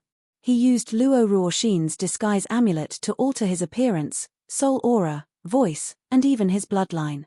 Whenever he used his god's sword intent, he tried his best to conceal the nature of his swordsmanship as well. No matter how discerning the Hall of Gods was, he was confident that he would have been able to fool them. Yet, he was still seen through so easily. Not to mention, the other party was affirmative that he was indeed Zhongxian, assaulting him without the slightest hint of hesitation. Even if news of his whereabouts had leaked somehow, he would have expected the Hall of Gods to harbor some reservation upon seeing him. Or could it be that the Hall of Gods had some unique means of tracking him? If so, that would really be a huge disaster. Indeed, the youth replied. The fact that you were able to slay 4 of our warriors shows that you are fairly strong yourself. However, this will be where your luck comes to an end. Meanwhile, Zhongxian quickly assessed the current situation he was in. Given his previous experience with the Hall of Gods, he knew that it would be impossible for him to break apart the folded space unless he were to kill these 3 heavenly high immortals in front of him. He had faced only 1 heavenly high immortal the previous time around, but that was already more than enough to force him to a corner. Yet, he had to face 3 of them simultaneously this time around, and it was clear that every single one of them was stronger than the black-robed expert he had faced previously. This was really a disadvantageous situation for him. Let's make a move together. "If we were to fail this time too, our master will really kill us," the youth said as he raised his palm and made the first blow. His 5 fingers felt like 5 heavy mountains descending from the sky, crushing everything that stood in its way. At the same time, the other 2 also charged forth and flanked Zhongxian by his sides. "Go!" Zhongxian immediately patted his tamed beast sack. The 4 immortal beasts that he had tamed flew out. The serpentine dragon charged toward the youth coming from the front, whereas the 9-headed fiery phoenix and the 7-tailed swordfang tiger faced the other 2 heavenly high immortals coming from the sides. A child's play. The youth coming at Zhongxian from the front was slightly surprised by the appearance of the 4 immortal beasts, but in the blink of an eye, he had regained his calm. With a light chuckle, he continued pressing his palm downward. The serpentine dragon felt as if it was pinned to the ground by 5 towering mountains. No matter how it exerted its strength, it was unable to move an inch at all. "Is it?" While the leading youth in front was busy dealing with the serpentine dragon, Zhongxian made use of this opening to charge forward. Driving the god's sword intent, it was as if his entire body had morphed into an incomparably sharp blade. With his opponents being 3 heavenly high immortals from the Hall of Gods, he dared not to let his guard down at all. He had to eliminate one of them as soon as possible in order to even out the scales. Otherwise, once they were to successfully encircle him, he would be placed in a difficult position. Furthermore, he didn't have a golden page with him at the moment. If he were to be defeated here, it would really be the end of him. Formidable. The youth in front didn't expect Zhongxian to be able to have such a keen grasp of timing, making use of the exact moment he was subduing the serpentine dragon to execute his offense. He immediately whipped out a sword to deflect Zhongxian's attack. His sword felt chilling and sinister, leaving goosebumps rising all over one's body. Nevertheless, as soon as a sword was in his hand, his aura suddenly surged. It was a heavenly high immortal tier weapon. In terms of its sharpness, it was even above that of the Tongzhang sword. Wang Wang. The youth slashed his sword several times, releasing innumerable outbursts of sword qi that gushed right toward the charging Zhongxian. If Zhongxian were to be struck by this attack, not only would his assault fail, most likely, he might even end up losing a limb as well. Despite facing such an imposing attack, Zhongxian didn't retreat at all. Instead, with a furious war cry, he continued pushing his way forward. "You are courting death," the youth sneered coldly as he focused all of his strength on his sword, intending to overwhelm Zhongxian with this single blow. But all of a sudden, his grip loosened. The body of the youth froze on the spot. To his horror, the heavenly high immortal tier which he was brandishing imposingly a moment ago had vanished without a trace. When did it happen? Puha! Without his sword sustaining them, his sword qi swiftly dissipated as well. Before the youth could even react, Zhongxian's sword had already pierced into the youth's palm, skewering him all the way to up his shoulder. Break. Following that, he immediately infused sword qi into his sword frenziedly. Peng. With a resounding explosion, the youth's arm was blown into bits. The youth cried in agony as he hurriedly retreated. Zhongxian intended to chase after the youth, but at the critical moment, he chose to back away instead. Who? Right after Zhongxian retreated, several bursts of sword qi sliced through the area where he was standing a moment ago. When he glanced at the sides, he found the serpentine dragon, 9-headed fiery phoenix, and white-eared fox lying on the ground feebly. In that short encounter with the experts from the Hall of Gods, they had already sustained heavy wounds. The ones who had just made a move on him were, of course, the other 2 youths. He had barely managed to inflict a single strike on the leading youth when the 2 youths had already defeated all 4 of his tamed beasts. This was much faster than he had expected. Furthermore, it didn't seem like they had sustained any injuries while defeating the 4 immortal beasts. The situation really wasn't looking good at all. The leading youth might have lost an arm, but that only translated to a slight loss in fighting prowess. With the loss of his 4 immortal beasts, he was in an even more perilous position than before. At this moment, the leading youth had already managed to regain his footing in the battle. He forcefully clotted the gaping wound on his shoulder in order to stop the bleeding before taking out a metal seal with a flick of his wrist. As an earthly high immortal tier artifact, this metal seal wasn't as powerful as the earlier sword. However, due to its heavy material, it felt frighteningly heavy. Go! The leading youth tossed the metal seal out. Who? Zhongxian immediately felt as if he was shrouded by a towering mountain. It felt like his body had been bound by some shackles which he was unable to struggle free from.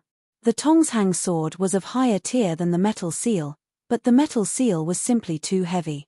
Even with Zhongxian's superior swordsmanship, it would be difficult for him to confront the metal seal directly. This was similar to how a rapier would never be able to best a mace in a direct clash no matter how powerful the rapier was. Ha ha ha. Let me see how you will deal with this. Seeing that Zhongxian had been shackled down by the pressure of the metal seal, one of the youths sneered coldly as they charged toward Zhongxian and thrust their palms toward him. As long as they could incapacitate Zhongxian, they would be able to succeed in their mission. In any case, the only requirement they had was for the latter to not be dead, so it didn't matter how severely injured he was. You should watch with your eyes wide open then. As the palm thrust from the youth swiftly approached Zhongxian, the latter suddenly burst into laughter instead. In the next instant, the metal seal in the sky suddenly vanished without a trace, causing the shackles weighing down Zhongxian to vanish.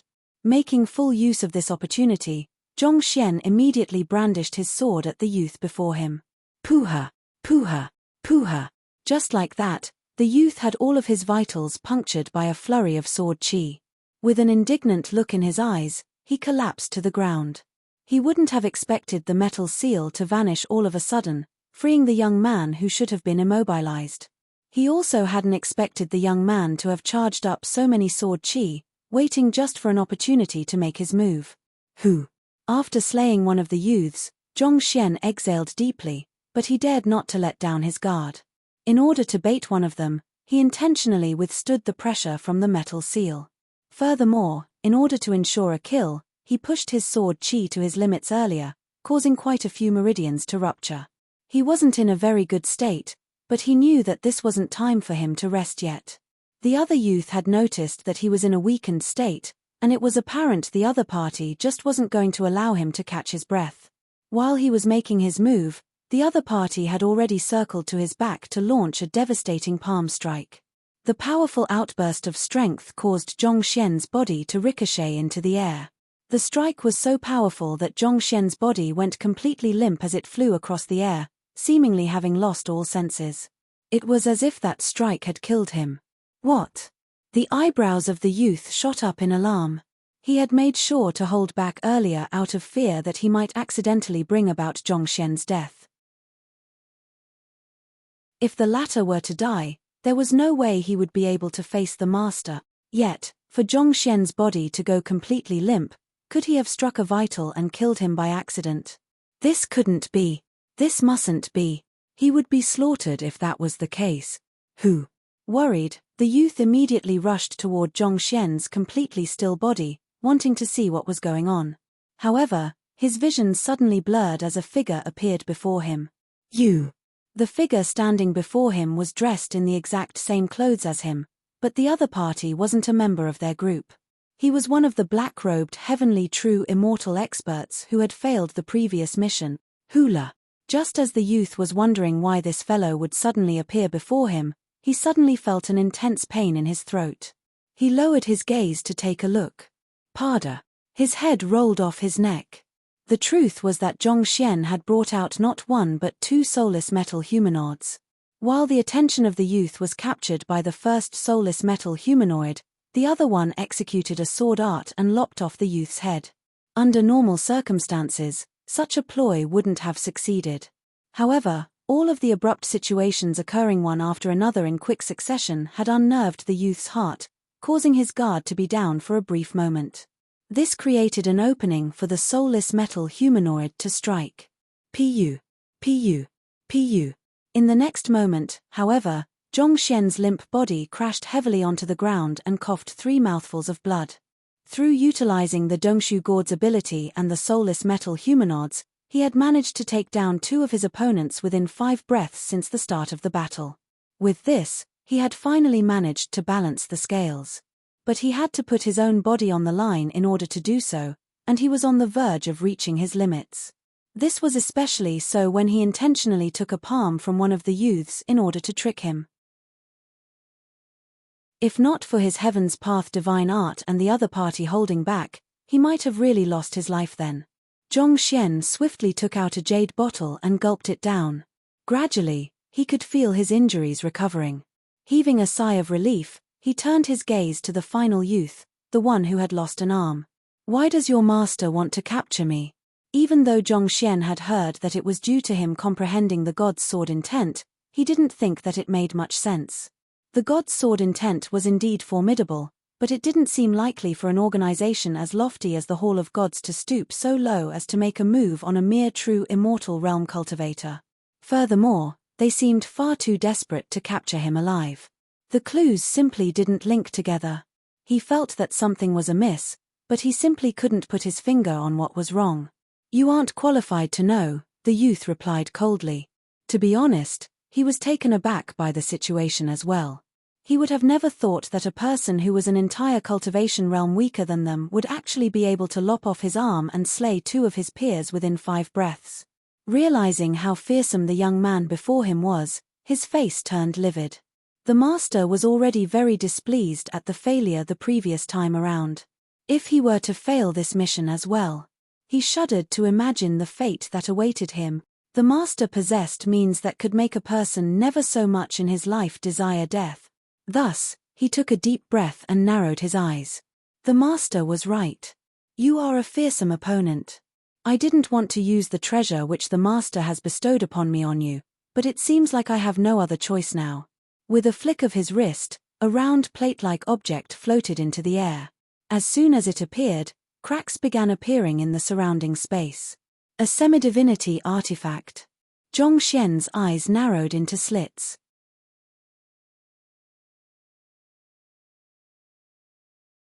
Chapter 2019 Break Free. He had never seen semi-divinity artifact before, but the fact that the mere presence of that artifact induced the collapse of the surrounding space was indicative of its prowess.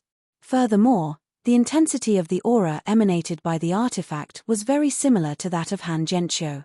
Without a doubt, it was definitely an artifact that had surpassed heavenly high immortal tier. The plate-like artifact emanated a brilliant glow that enveloped the area in brightness. Standing amidst the brilliant glow, Zhongxian felt his body stiffening up. He found that he was unable to move nor drive his zhenqi at all. You should be proud that you have forced me to use the golden spirit lock. The youth looked at Zhongxian with utter coldness in his eyes. Just as Zhongxian had thought, the plate-like artifact was indeed a semi-divinity artifact, the golden spirit lock. This artifact could seal the life force, soul, and zhenqi of an individual, locking it down in place. Break. Zhongxian desperately drove his zhenqi in hopes of breaking free of these shackles. But for some reason, no matter how he drove his energy, it felt like there was a powerful dam blocking his way. No matter how much momentum he had built up, he was unable to force his energy through at all. Without any energy to sustain his body, there was no way he could fight. The only fate that awaited him was to be captured. Go.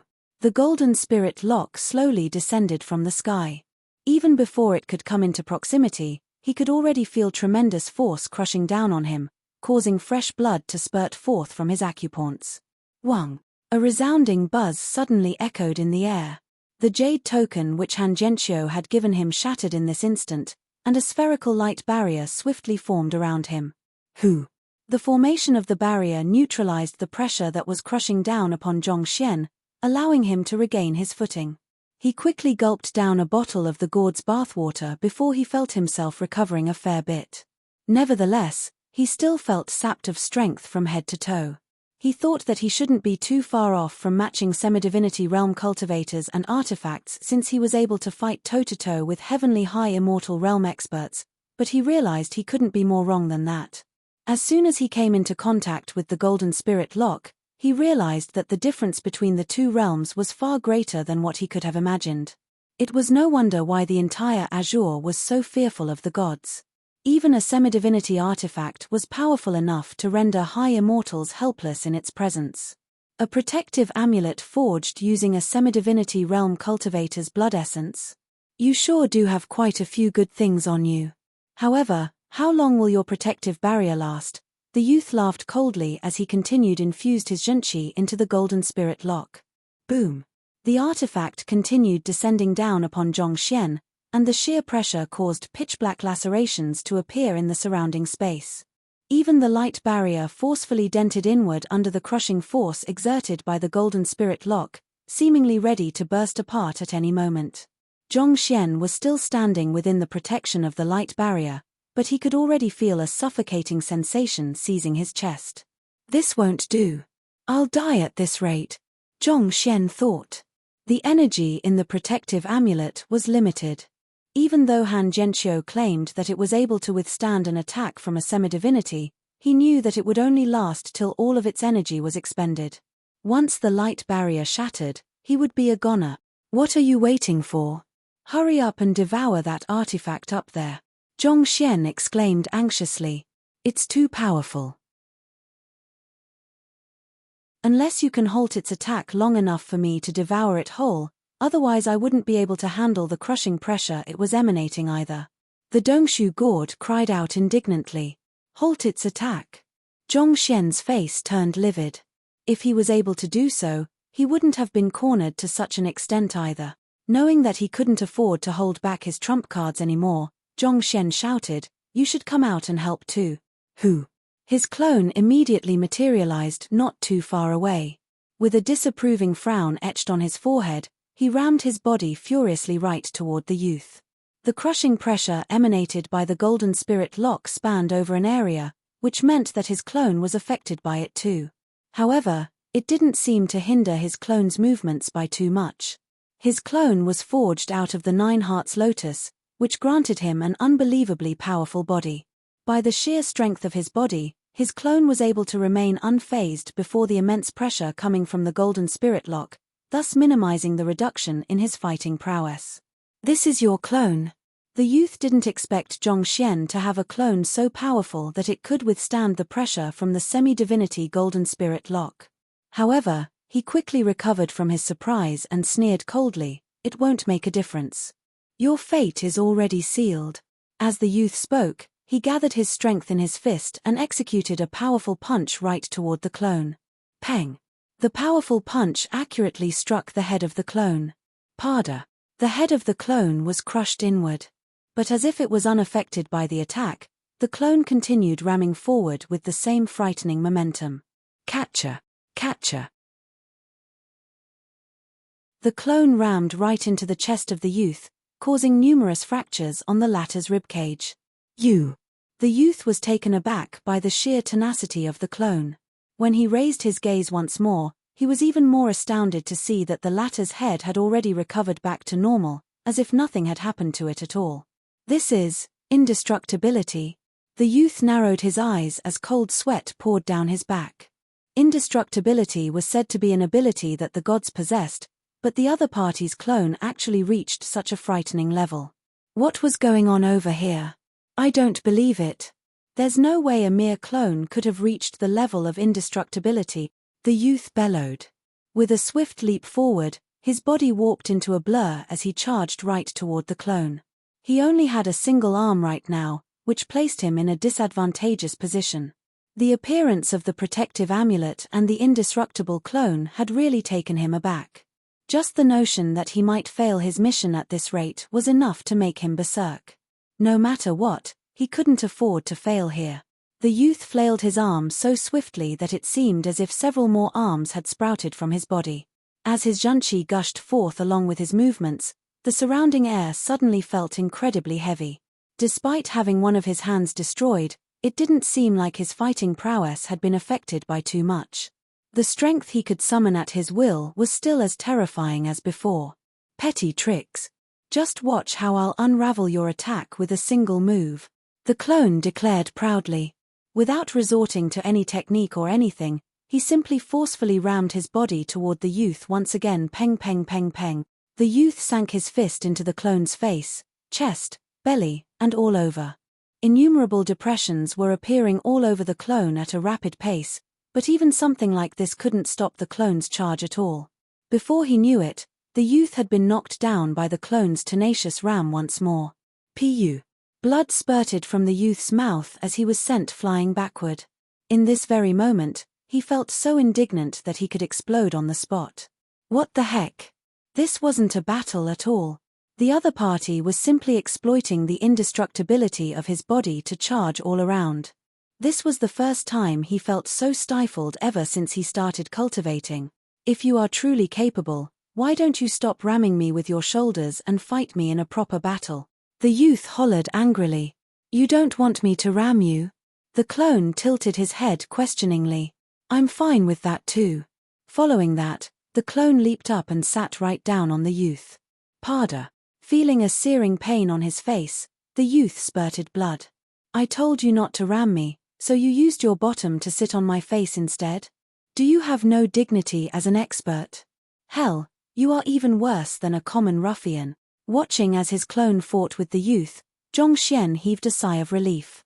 Due to the youth having his hands full dealing with his clone, the pressure from the golden spirit lock lessened significantly. This was the ideal time for him to make a move. With such thoughts in mind, he quickly exclaimed telepathically to the Dongshu gourd, "What are you waiting for? Go." All right. The Dongshu gourd rushed out from Zhongxian's dantian, and before the golden spirit lock could even react, it had already vanished from the spot. It was devoured whole just like that. Catcher. At the same time, the light barrier from the protective amulet also reached its limit and dissipated as well. It was fortunate that he had moved quick enough, or else the golden spirit lock would really be a huge pain to deal with. Heaving a sigh of relief, Zhongxian turned to his clone and his youth as he quickly assessed how he could best intervene in the fight to help his clone defeat the last heavenly high immortal. But all of a sudden, the space above him suddenly began shaking intensely. An indomitable aura was slowly leaking out into the surroundings. Alarmed by this aura, both the clone and the youth halted their battle and turned their gazes to the sky. A gourd was floating quietly in the air. Devouring the semidivinity artifact had provided it with the final push it required in order to break free of its seal. That's the culprit who devoured all of my artifacts. The face of the youth paled as his body trembled slightly. His heavenly high immortal tier sword, earthly high immortal tier seal, and semidivinity golden spirit lock. They were all devoured whole by this fellow. Was that fellow really just a gourd? Did it succeed? Zhongxian's eyes lit up. When he gave the Dongshu gourd 200 superior immortal pills earlier, the latter said that he was already on the verge of a breakthrough, just that he was lacking that one final push. Who could have thought that devouring the semidivinity artifact would actually provide it with the momentum it needed to break free of the seal? He couldn't wait to see just what kind of legendary beast the Dongshu gourd was to emanate such an imposing aura. Was it an ancient divine dragon? A Daotai? A Pishio? Zhongxian stared at the scene intently with bated breath. Based on the Dongshu gourd's self-introduction and his ability to devour artifacts and energy, he knew that the other party was bound to be an extraordinary beast. He had browsed through some relevant materials, and he eventually narrowed the selection to these legendary beasts. Ancient divine dragons were blessed with the strength of a god at birth, making them frightening foes to make enemies out of. Daotai was known for its ability to devour all matter in the world. It was born with an innate space within its stomach, allowing it to store any prey of any size. Pishio devoured their preys whole, never allowing anything to go to waste. The prey it consumed would eventually become parts of its body. Regardless of which of the three it was, one thing was for sure. Once the Dongshu gourd broke free of its seal, no one would be able to stop its rise anymore. Even if the Hall of Gods were to dispatch a real god to deal with him, he would have nothing to fear too. Zhongxian couldn't stop trembling in excitement as he looked forward to much easier days ahead. The aura that the Dongshu gourd was emanating from above was still growing stronger by the moment, such that the folded space was starting to collapse inward. The cracks on the Dongshu gourd's exterior began to creep further downward, and resounding catcher sounds could be clearly heard. There's no way I can match something like this. I need to run away right now. Seeing such a sight, the body of the youth tensed up. He immediately turned around and began tearing apart the folded space before him, intending to flee from the scene. Even if he had to abandon his mission, he had to report to his master that the target possessed an overpowered artifact. Do you think that you can still get away? How could Zhongxian allow the youth to run away and tip off the Hall of Gods? He channeled his god's sword intent into the Tongshang sword and drove it right toward the youth. His clone, the Dongshu gourd, the soulless metal humanoid, and his protective amulet. He had displayed all of his trump cards to the other party. If he were to allow the other party to get away with his secrets, the Hall of Gods would be able to start making preparations to deal with him. No matter what, he had to get rid of the youth by hook or by crook. Ding ding ding ding. Faced with Zhongxian's ferocious offense, the youth had no choice but to turn around and protect himself. With his forceful palm strikes, he was able to keep Zhongxian's sword qi at bay. Despite the overwhelming prowess of the god's sword intent, Zhongxian's cultivation was simply a little too lacking. Faced against a powerful heavenly high immortal like the youth before him, he was unable to claim the decisive advantage. Seeing that the battle had resumed, the clone began ramming toward the youth once more. Before long, the youth suffered more fractures all over his body. The youth felt so stressed inside that he felt like screaming hysterically. He had never felt so stifled in his life before. He had faced plenty of opponents that were stronger than him in his lifetime, and he had always been able to defeat them with ease. This was the first time he had felt so indignant fighting against someone of lower cultivation than him. At the very worst, I'll just bring you down with me. Seeing how the coordination between Zhongxian and his clone was swiftly improving, the youth realized that it was impossible for him to get away. There was a good chance that he would lose his life here. Something within his snapped in that instant, and with a furious howl, he channeled all of his zhenqi into his dantian. He was planning on exploding his cultivation. Even if he couldn't get away, he had to make use of such means to tell his master that this fellow was more frightening than they had thought. T. Zhongxian narrowed his eyes in astonishment. He hurriedly put up a defensive swordsmanship, forming a massive sphere of sword qi around him. He couldn't hope to stop the explosion of an expert of such caliber. All he could do was to reduce the damage he would sustain. Boom. Before the explosion even began, Zhongxian could already sense a heavy pressure caused by the extreme condensation of zhenqi within the youth's body. It was so heavy that even holding onto his sword felt extremely strenuous. The blood in his body was forced against his veins and arteries, and it felt like they would soon break apart under the pressure. This is the prowess from a heavenly high immortal exploding his cultivation? Zhongxian narrowed his eyes in disbelief. This was the first time he saw a heavenly high immortal exploding his cultivation, and it was far stronger than he had thought. Even though he had already infused his god's sword intent into his defensive swordsmanship, he knew that he would sustain severe injuries that he wouldn't be able to recover from in the short run if the explosion were to really occur. The pressure only continued to grow stronger and stronger. Just when Zhongxian thought that he was going to succumb to it, all of the tension in the air suddenly vanished like a receding tide.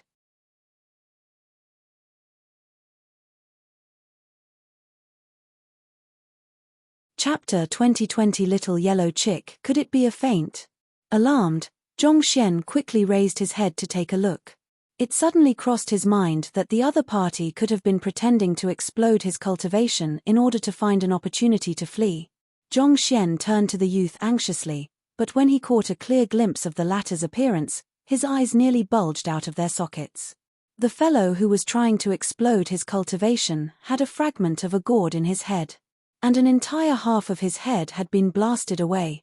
He was smashed to death by the gourd before he could gather sufficient power for an explosion. It was no wonder why the explosion halted all of a sudden. How could this be? The youth muttered indignantly with his dying breath. Putong. His corpse fell from the sky. He had considered the possibility that he might be killed by Zhongxian, but never had he thought that he would be killed by a fragment of a gourd in such a manner. What a huge embarrassment. On the other hand, after confirming that the youth had died, Zhongxian quickly turned his sights toward the Dongshu gourd with excitement gleaming in his eyes. Has it broken free of its seal yet? Following that, he saw a golden irradiance as brilliant as the blazing sun engulfing the surroundings. After which, a silhouette reminiscent of a canary slowly unfurled its wings. Shrouded by the flames, it was impossible to tell what it was right away. Nevertheless, from the imposing air it emanated, one could feel that it was an extremely powerful beast. It was no wonder why it was able to devour heavenly high immortal tier and even semi-divinity artifacts easily. The Dongshu god really wasn't bragging at all. Even if it wasn't a legendary beast that had ruled over the lands, there should be very few in the azure that could hurt it. I have succeeded. I'm finally out of this darned shell. Hearty laughter echoed in the air as shadows flickered amidst the radiance. Slowly, the brilliance died down, and the silhouette in the air became clearer and clearer. Zhongxian's clone also quickly turned his sights over. He had known the Dongshu god for quite some time too, and he was extremely curious to find out just what kind of monster was sealed within it. Who? The light finally dissipated entirely, leaving the silhouette concealed amidst it in plain sight. You are the legendary beast who used to rule over the lands. Upon catching a clear look at the Dongshu god's appearance, Zhongxian nearly bit down on his own tongue. Why? Do I not look like it? A little yellow chick which looked as if it had just broken out of its shell waddled its way over. Its head was tilted upward, making it seem as proud as a peacock. Zhongxian and his clone rubbed their eyes, but the sight before them still remained the same. The sheer ridiculousness of the situation nearly made them tug their hair out. Where is the promised ancient divine dragon? Where is the promised Daotai? Where is the promised Pishio? Instead of all of that, you are actually a little yellow chick instead? Just tell me, what the hell about you resembles a legendary beast? Are chickens considered legendary beasts too? Zhongxian uttered in disbelief.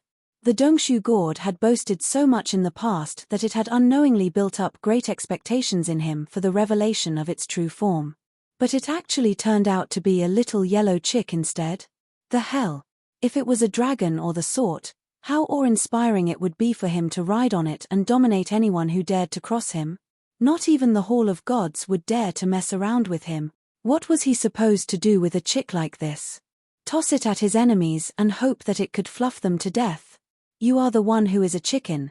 Your entire family are chickens, the little yellow chick scoffed furiously. Tilting its head up proudly, it said, I am a legendary beast who once ruled over the lands. I am, as for what I am, I haven. T recovered my memories yet so I can't say for sure, but I am very certain that I am not a chicken. Whatever, Zhongxian waved his hand dismissively. He didn't want to think or argue about this matter anymore. He felt like he might really suffer a mental breakdown if he were to continue harping on this matter.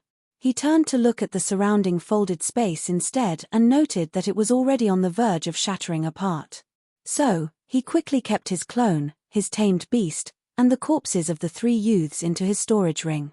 Then, he shot a look at the little yellow chick, and anger began boiling within him again. With an impatient voice, he harumphed, we'll talk later. Get back to my dantian for now. I have already broken free of my seal. I don't need to return to your dantian anymore, the little yellow chick replied smugly. Get your ass back in there. Zhongxian picked up the little yellow chick with 2 of his fingers and spoke sharply. Otherwise, you'll be going into my storage ring instead. Fine. The little yellow chick meekly returned back into Zhongxian's dantian. Who? Barely after these were all done, Zhongxian suddenly found that he had returned back to the street outside the ethereal hall. Just like before, no one had noticed the intense battle that had just happened here not too long ago. Heaving a sigh of relief, Zhongxian rushed over to the disciple from the Myriad Beasts Hall and noted that while the latter was severely injured, he was still breathing. Thus, he fed the latter a bottle of the god's bathwater and instructed him to recuperate well. After that was done, he began reflecting on what had happened over the past few days. He had made sure to disguise every single aspect of himself, such that there was no trace of the original Zhongxian to be seen in him anymore. Yet, those from the Hall of Gods were still able to find him. Just what were they basing their search criteria on? And how could they be certain that they had gotten the right person? As long as Zhongxian was unable to figure this out, he would never know when he would be in danger. After the disciple had recovered a fair bit, Zhongxian instructed him grimly, "You should return to the sect. I'll be fine on my own." After which, he dived into the crowd, and not too long later, he had already assumed a different appearance. He wanted to check if the Hall of Gods was really able to see through his disguise. Thus, he chose to linger around the vicinity where he was assassinated for more than 2 hours, but there were no more assassination attempts. If the Hall of Gods was really able to see through his disguise, they would have noticed him and struck again by now. That shouldn't be it then. Zhongxian thought. Thinking back, if the Hall of Gods was really able to see through his disguise, they should have made a move on him back when he first left the Ascendant Cloudsword Pavilion. I really have no idea at all. But since they aren't able to see through my disguise, I guess I should still be fine for the time being. Zhongxian sighed helplessly. He returned back to the ethereal hall and booked another silent chamber. He quickly set up a series of isolation formations and the sort around before bringing out the little yellow chick once more. "What abilities do you have, and how strong are you at the moment?" He thought that he shouldn't jump into assumptions about this fellow. It would be best for him to clarify the situation first. After all, the Dongshu Gourd was also much more powerful than it looked as well. If he could find out what the little yellow chick was capable of, he would know how he could utilize it in a battle. "My abilities," the little yellow chick cocked its head to the side. "I don't really know either." "Are you able to fly?" Zhongxian asked. The little yellow chick tried flapping its tiny wings. "Paji." It crashed back to the ground. "I don't think so," it replied. "What about your fighting prowess?" "Pa." In the next instant, a slap flew right toward the little yellow chick. It was sent twirling into the air before crashing into the wall. "It's a no then." "What about your strength?"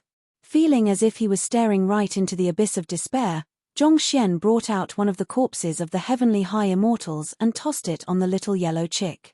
The little yellow chick was immediately crushed to the ground. A tiny claw could be seen trembling at the very corner of the corpse. 10 minutes later, Zhongxian was really on the verge of a mental breakdown. "Is this the strength you used to rule over the lands?" This fellow had been boasting about how powerful it was since a long time ago, but it turned out to be such an adorable and harmless beast instead. What was even more ridiculous was that it didn't seem to possess any strength at all. It was a being which any cultivator could easily stomp to death. That being said, there was indeed one thing that was noteworthy about it, its recovery ability. Even when it was smacked and crushed under a high immortal, it swiftly recovered from the damage it had sustained. I'm sure that I am a legendary beast who once ruled over the land. It's just that. I have just broken out of my seal, and my energy is exhausted. I just haven't recovered yet. Why don't you bring me another 200 superior immortal pills? No, make it 200 premier immortal pills instead. I should be able to recover quite a bit after that. The little yellow chick flailed its wings around anxiously. 200 premier immortal pills? Why don't you go to hell instead? Zhongxian was rendered speechless. It was already difficult enough for him to procure 200 superior immortal pills, and this fellow wanted him to gather 200 premier immortal pills. I really should smack that idea out of your mind. As stifled as Zhongxian was, he knew that there was a good chance that what the little yellow chick was saying was true. After all, it was able to devour even a semi-divinity artifact in its sealed state. There was no way it could possibly be ordinary. "Since you are my tamed beast, you should have a fitting name too. I can't possibly keep calling you Dongshu Gourd or Little Chick." Zhongxian sighed deeply and said. "UN," the little yellow chick nodded in agreement. "It must be that I still have some seals which I have yet to release yet, so I'm still not sure what exactly I am either. However, if one is for sure, I'm definitely not a chicken. I must be a legendary beast who once ruled the lands, a powerhouse in this world. No matter how powerful a chicken was, it couldn't possibly be capable of devouring a semi-divinity artifact whole. As such, it was extremely opposed to its master calling it a chick. Thus, it looked at its master with a hopeful look, hoping that it would come up with an imposing name for it. No matter whether you are a real chicken or not, It's a fact that you look like a chick at the moment. You have also claimed that you are a legendary beast, a ruler of the lands. Since that's the case, why don't we call you? Zhongxian pondered very deeply at this moment before his eyes lit up in excitement. Supercock. The little yellow chick collapsed to the ground. Are you sure that this is an appropriate name for a legendary beast? An extremely powerful human is known as Superman. An extremely powerful male chicken is simply known as Supercock.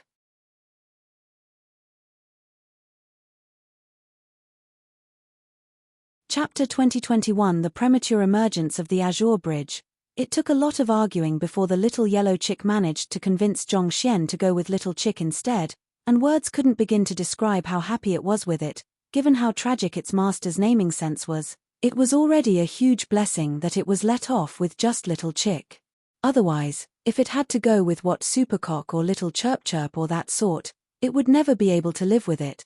How would it be able to face its fellow legendary beasts in the future with such a disastrous name? I am the legendary beast who rules over the 9 heavens and 10 continents, primordial ancient dragon, Ao Tian, L. I am the legendary beast who has scorched the great barren wilderness and vaporized innumerable oceans, the 9-headed fiery phoenix, Hu Qianyu, 2.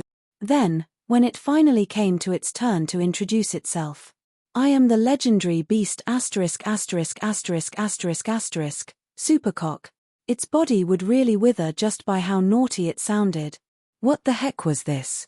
How did it land itself such an unreliable master? At this point, little chick couldn't help but lower its head to take a closer look at itself. Heck, I really do look like a chick, the kind which had just crawled out of its egg at that. Furthermore, I don't have any memories of what I am either. Just what kind of legendary beast am I? Little chick fell into deep contemplation. Paying no heed to the little yellow chick which was pondering over its reason of existence, Zhongxian took out the corpses of the 3 heavenly high immortals whom he had just killed.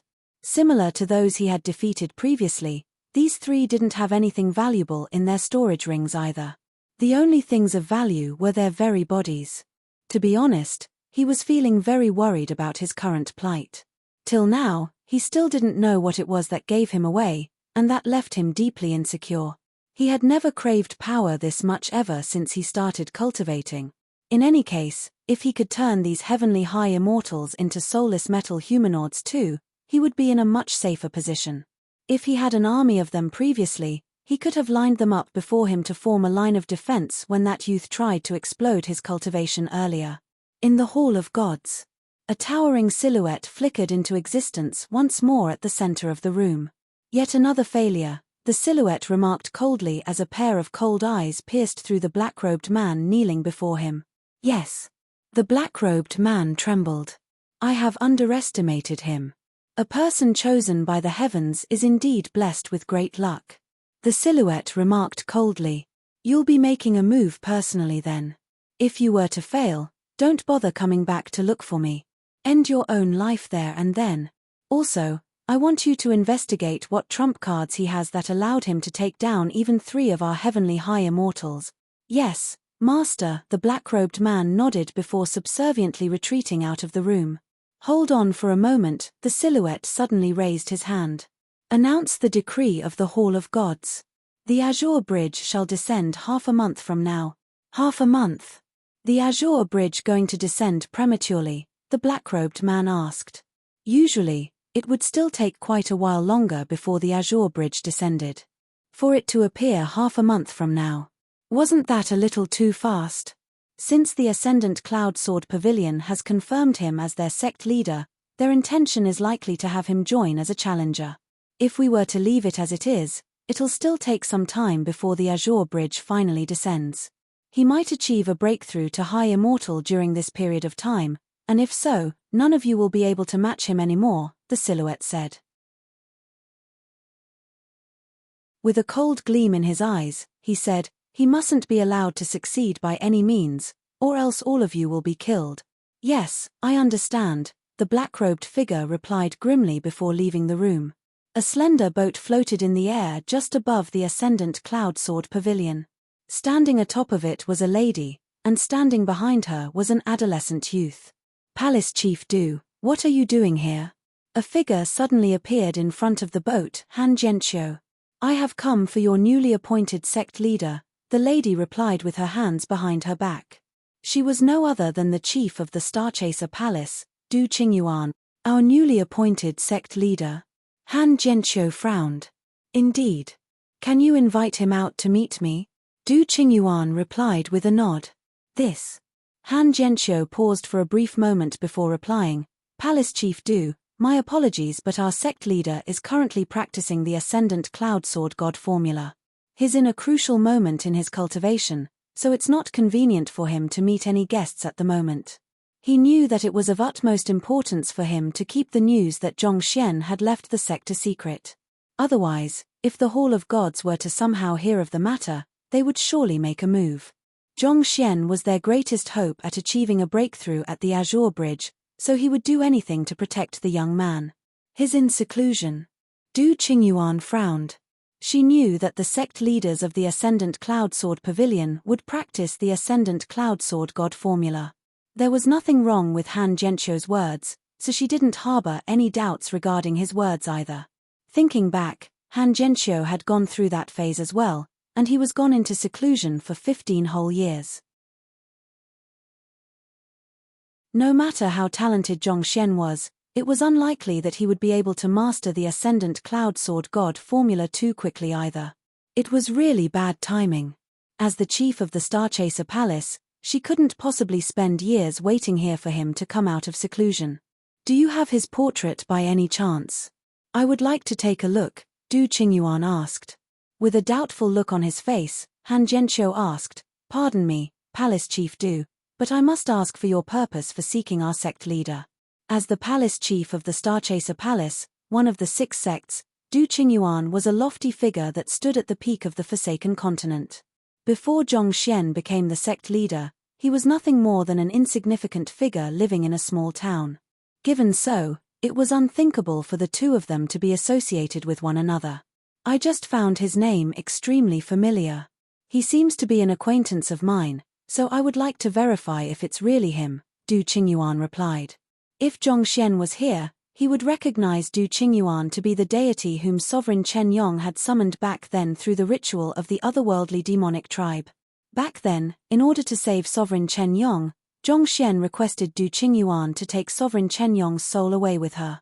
Using some sort of secret art, Du Qingyuan managed to reconstruct a new body for Sovereign Chen Yong, and the latter was currently the very adolescent youth standing right behind her. Our sect leader is an acquaintance of yours. Han Jianqiu frowned. As unlikely that it sounded, he couldn't help but recall how adamant Zhongxian was regarding his decision to head to the Sea of Exiled Stars. Not too long after, Du Qingyuan made the long journey here to look for Zhongxian too. Could the two of them really be acquainted with one another? Han Jianqiu hesitated for a moment before flicking his wrist. A jade token appeared in his grasp.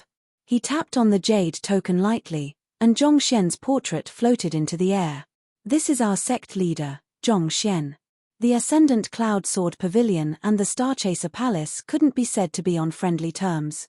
Nevertheless, while Du Qingyuan could be rather difficult at times, she wasn't an unreasonable person. Considering the implications, it was unlikely that she would try to harm their sect leader. Not to mention, he didn't tell her where Zhongxian was heading either. Thus, it shouldn't matter whether she knew of his appearance or not. Indeed, upon seeing the portrait, Du Qingyuan's eyes lit up. Behind her, the adolescent youth, Wu Chen, trembled in agitation. Is our sect leader the acquaintance Palace Chief Du is looking to? Han Jianqiu asked. Indeed. We have met each other once before. Du Qingyuan nodded. After which, she turned to the adolescent youth behind her and said, Wu Chen, if you wish to stay here, I can talk to Elder Han on your behalf. Thank you, Palace Chief Du. Wu Chen clasped his fist in gratitude. UN. Du Qingyuan nodded. Just as she was about to continue speaking, her eyebrows suddenly shot up. At the same time, Han Jianqiu's eyes widened slightly as well. A moment later, their faces paled at the same time. The Azure Bridge is going to descend half a month from now? That's way too fast. Han Jianqiu's body stiffened. The Azure Bridge was the only path into the Hall of Gods, and it only descended once every century. Once they missed the occasion, they would have to wait another 100 years. If the Azure Bridge were to descend on its usual timing, Zhongxian would definitely have more than enough time to cultivate to heavenly high immortal realm. That would significantly boost his chances of clinching the rights to challenge the Hall of Gods. With his superior swordsmanship, Zhongxian would have been in a good position to snatch the other half of the God character for the Ascendant Cloud Sword Pavilion. But if the Azure Bridge were to descend in half a month from now, the other party wouldn't be able to make it in time at all. Not to mention, the other party had already embarked on his journey to the Sea of Exiled Stars. They didn't know where the young man was at the moment, and they had no way of getting in touch with him at the moment either. The situation wasn't looking good at all. Let's enter the ethereal hall. Without any hesitation, Han Zhenqiu took out an ethereal token and immersed his consciousness into it. Du Qingyuan quickly did the same as well. This was the ethereal token which only the top experts of the Forsaken Continent were bestowed with. The purpose of it was to provide a convenient platform for them to gather and discuss major issues. Of course, there was no guarantee that the ethereal hall would be a secure place to communicate, as it wasn't something under the control of their sect. This was also why they would preferentially meet in person when it came to discussing major issues. However, since this was just a simple meeting to discuss the rough plan regarding a known issue, it shouldn't pose too much problem. Within a sealed room in the ethereal hall, figures appeared one after another. The other sect leaders had clearly received the same news as well, so they swiftly made their way into the ethereal hall as well.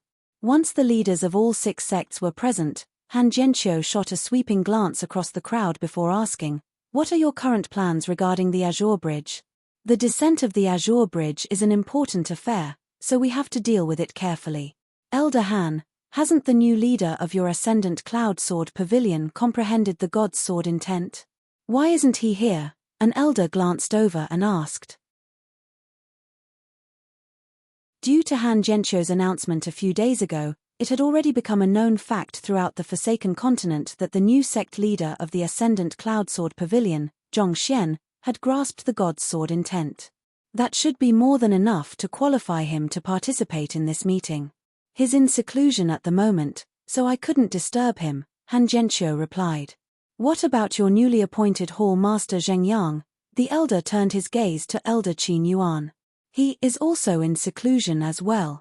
Elder Qin replied grimly. They are both in seclusion. The elder frowned in displeasure.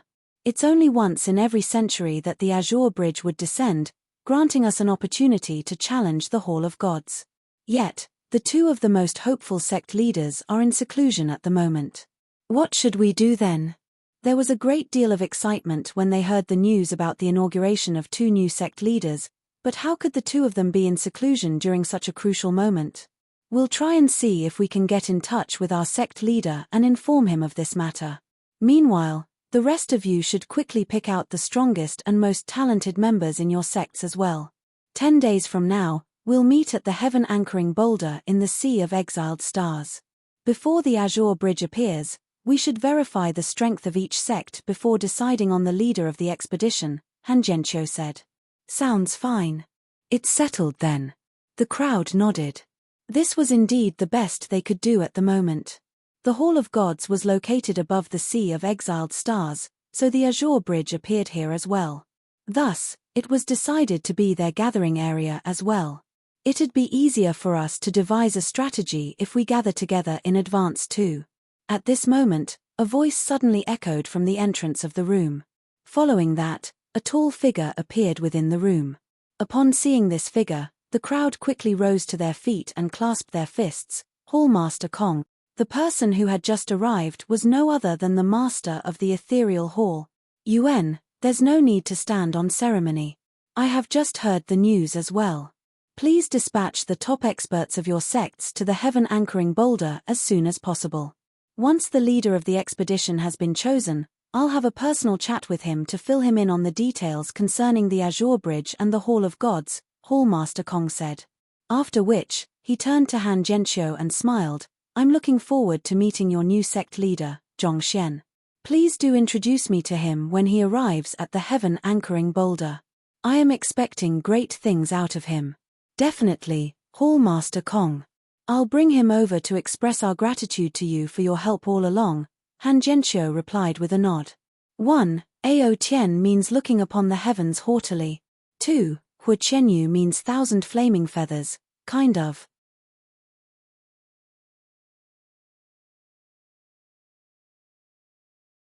Chapter 2022 The Rules of the 7-Star Pavilion. Alright, we shall meet at the heaven anchoring boulder then. Hall Master Kong chuckled softly before leaving the area. The others also departed the room one after another. After leaving the ethereal hall, Du Qingyuan swiftly regained her consciousness. Standing on the boat, she looked at Han Zhenqiu and clasped her fist. Elder Han, I have to return to my sect to select a suitable group of cultivators. Farewell. She had hoped to meet Zhongxian there, but the matter concerning the Azure Bridge was more important. In any case, the latter was bound to be there for the descent of the Azure Bridge, so there was no need to rush the matter. Farewell. Han Zhenqiu nodded. This boy over here, Wu Chen, is a close friend of sect leader Zhong. I'll have to trouble you to take care of him well, Du Qingyuan said with a smile. Following which, she drove her boat toward the north, and in just a moment, it had already vanished from view. You are acquainted with our sect leader? Han Zhenqiu looked at the adolescent youth before him doubtfully. Wu Chen nodded in response. I see. Come with me then, Han Zhenqiu said. With a wave of his hand, he propped the adolescent youth into the sky, and they flew back into the Ascendant Cloud Sword Pavilion together. Zhongxian was not in the sect at the moment, so they had to find a way to inform him of this important news. Just that, how could they do so? It had been several days since Zhongxian had left for Starchaser Palace, so he could be anywhere. He was out of range of their communication jade tokens, so their hope was to reach him through the ethereal hall. But what if he never entered the ethereal hall and missed the information that they were trying to relay to him? Since his heading to the Sea of Exiled Stars, he should be able to catch wind of the news there, Han Zhenqiu thought. He did not know where Zhongxian was exactly at the moment, but as long as the latter was heading to the Sea of Exiled Stars, that would simplify matters. As long as one of them headed there in advance, they should be able to reach him via the communication jade token once they were in range.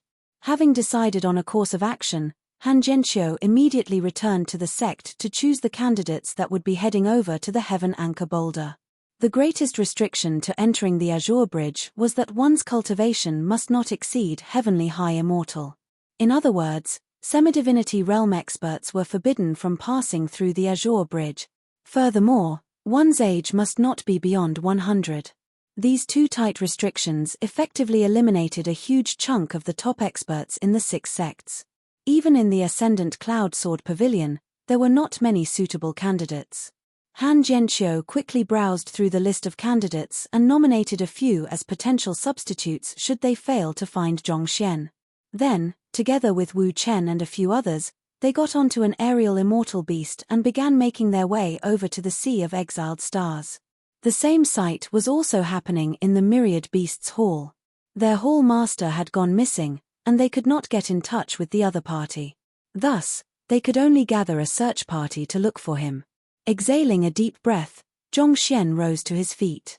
After a great deal of hard work, he had finally managed to forge the 3 heavenly high immortal realm cultivators from the Hall of Gods into soulless metal humanoids. However, due to the limitation of his soul cultivation, the final product was incomplete, so the strength of the soulless metal humanoids was still rather lacking. Nevertheless, with these 3 additional soulless metal humanoids, as long as the Hall of Gods did not dispatch semi-divinity realm experts for him, it would not be easy for them to take him down. Just as Zhongxian was walking out of the room, Little Chick suddenly waddled up to him. Master, I was thinking very deeply earlier, and I think I know what my ability is. Little Chick flapped its tiny wings arduously as it tried to get onto Zhongxian's shoulder. It looked at Zhongxian with beady eyes filled with confidence. What's your ability? Zhongxian asked. I can eat.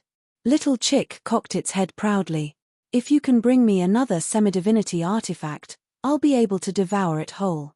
Zhongxian clutched his chest. He had always been the one to anger others, but ever since he met this darned chick, he felt as if his blood pressure had been shooting up. Just what did he do so wrong for the heavens to bring such a dastardly fellow to his side? If it had been any other ordinary immortal beast, he would have long tossed the other party away. But what could he do? This chick happened to be a legendary beast that made a good pot of nourishing chicken soup when boiled. Thinking back, if not for this fellow's help in devouring his enemy's weapons, he might have just lost his life to those experts from the Hall of Gods. In a sense, he did owe his life to this little yellow chick. Fine. I'll tolerate you for now. Other than eating, do you have any other offensive abilities? I remember how you were able to knock the 9-headed fiery phoenix into submission back when you were still a god. Do you have any powerful moves similar to that? Zhong Xian asked. I don't think I can do that anymore. The only reason I was able to knock that bird out is because the gourd I was sealed in was exceptionally tough. Otherwise, I wouldn't have had trouble trying to break free from it. Wait, I swallowed the flames that bird vomited out back then, right? I think that I might still be able to do that, little chick said. Oh, you are still able to devour flames? Zhong Xian nodded slightly. He tapped his tamed beast sack and summoned the 9-headed fiery phoenix. 9-headed fiery phoenix, use flamethrower on little chick. Zhong Xian ordered. Yes, master. Devastating flames blasted forth from the 9 heads of the 9-headed fiery phoenix, and they converged on the little yellow chick on the floor, drowning it in searing heat. It took quite a few minutes before the flames were finally put out. A little ashen ball could be seen lying amid the black ashes. Vaguely, one could smell the scent of delectable meat from it. Ah! Zhong Xian's eyelids twitched wildly. Was that chick well done? Did the other party not just say that it was still able to devour flames? Why was it so easily cooked then? Not to mention, its flesh smelled incredibly fragrant. It caused saliva to drip from the edges of his mouth. Master, I didn't know that it would be so weak. The 9-headed fiery phoenix jolted in fright. Considering how this little yellow chick had come out of the gourd, the 9-headed fiery phoenix had expected the other party to be an incredibly powerful beast despite its seemingly innocent exterior. Yet, who could have known that it would start giving off such a delicious scent once it was seared? It really had no intention of cooking its master's tamed beast. I didn't know either. Zhong Xian sighed helplessly. He stretched his hand over to check if the little yellow chick was still alive. If it had really lost its life, even though it did smell quite delicious, he would just bury it out of respect for it, although it would be a waste of food. Right as Zhong Xian's finger touched the charred chick, the sound of a ceramic shattering echoed in the room. Catcher! Catcher! Cracks appeared on the charred exterior. Whoosh! A yellow silhouette popped out from within. This time, the little yellow chick seemed to have grown a little rounder than before. Not only so, it was starting to emanate a slight aura. It flapped its wings and rose into the air without any difficulty. With smooth movements, it landed on Zhong Xian's shoulder. Have you reached the heavenly high immortal realm? Zhong Xian was stunned. After being seared by the 9-headed fiery phoenix, this little yellow chick had grown from a powerless chick to a heavenly high immortal realm chick. It had reached the same level as the 9-headed fiery phoenix. Indeed. Little chick nodded gleefully. So, the key to unlocking you is torching you with flames. Got it. Let's continue then. With eyes glowing with excitement, Zhong Xian instructed the 9-headed fiery phoenix to continue breathing flames on the little yellow chick. But not too long later, they stopped.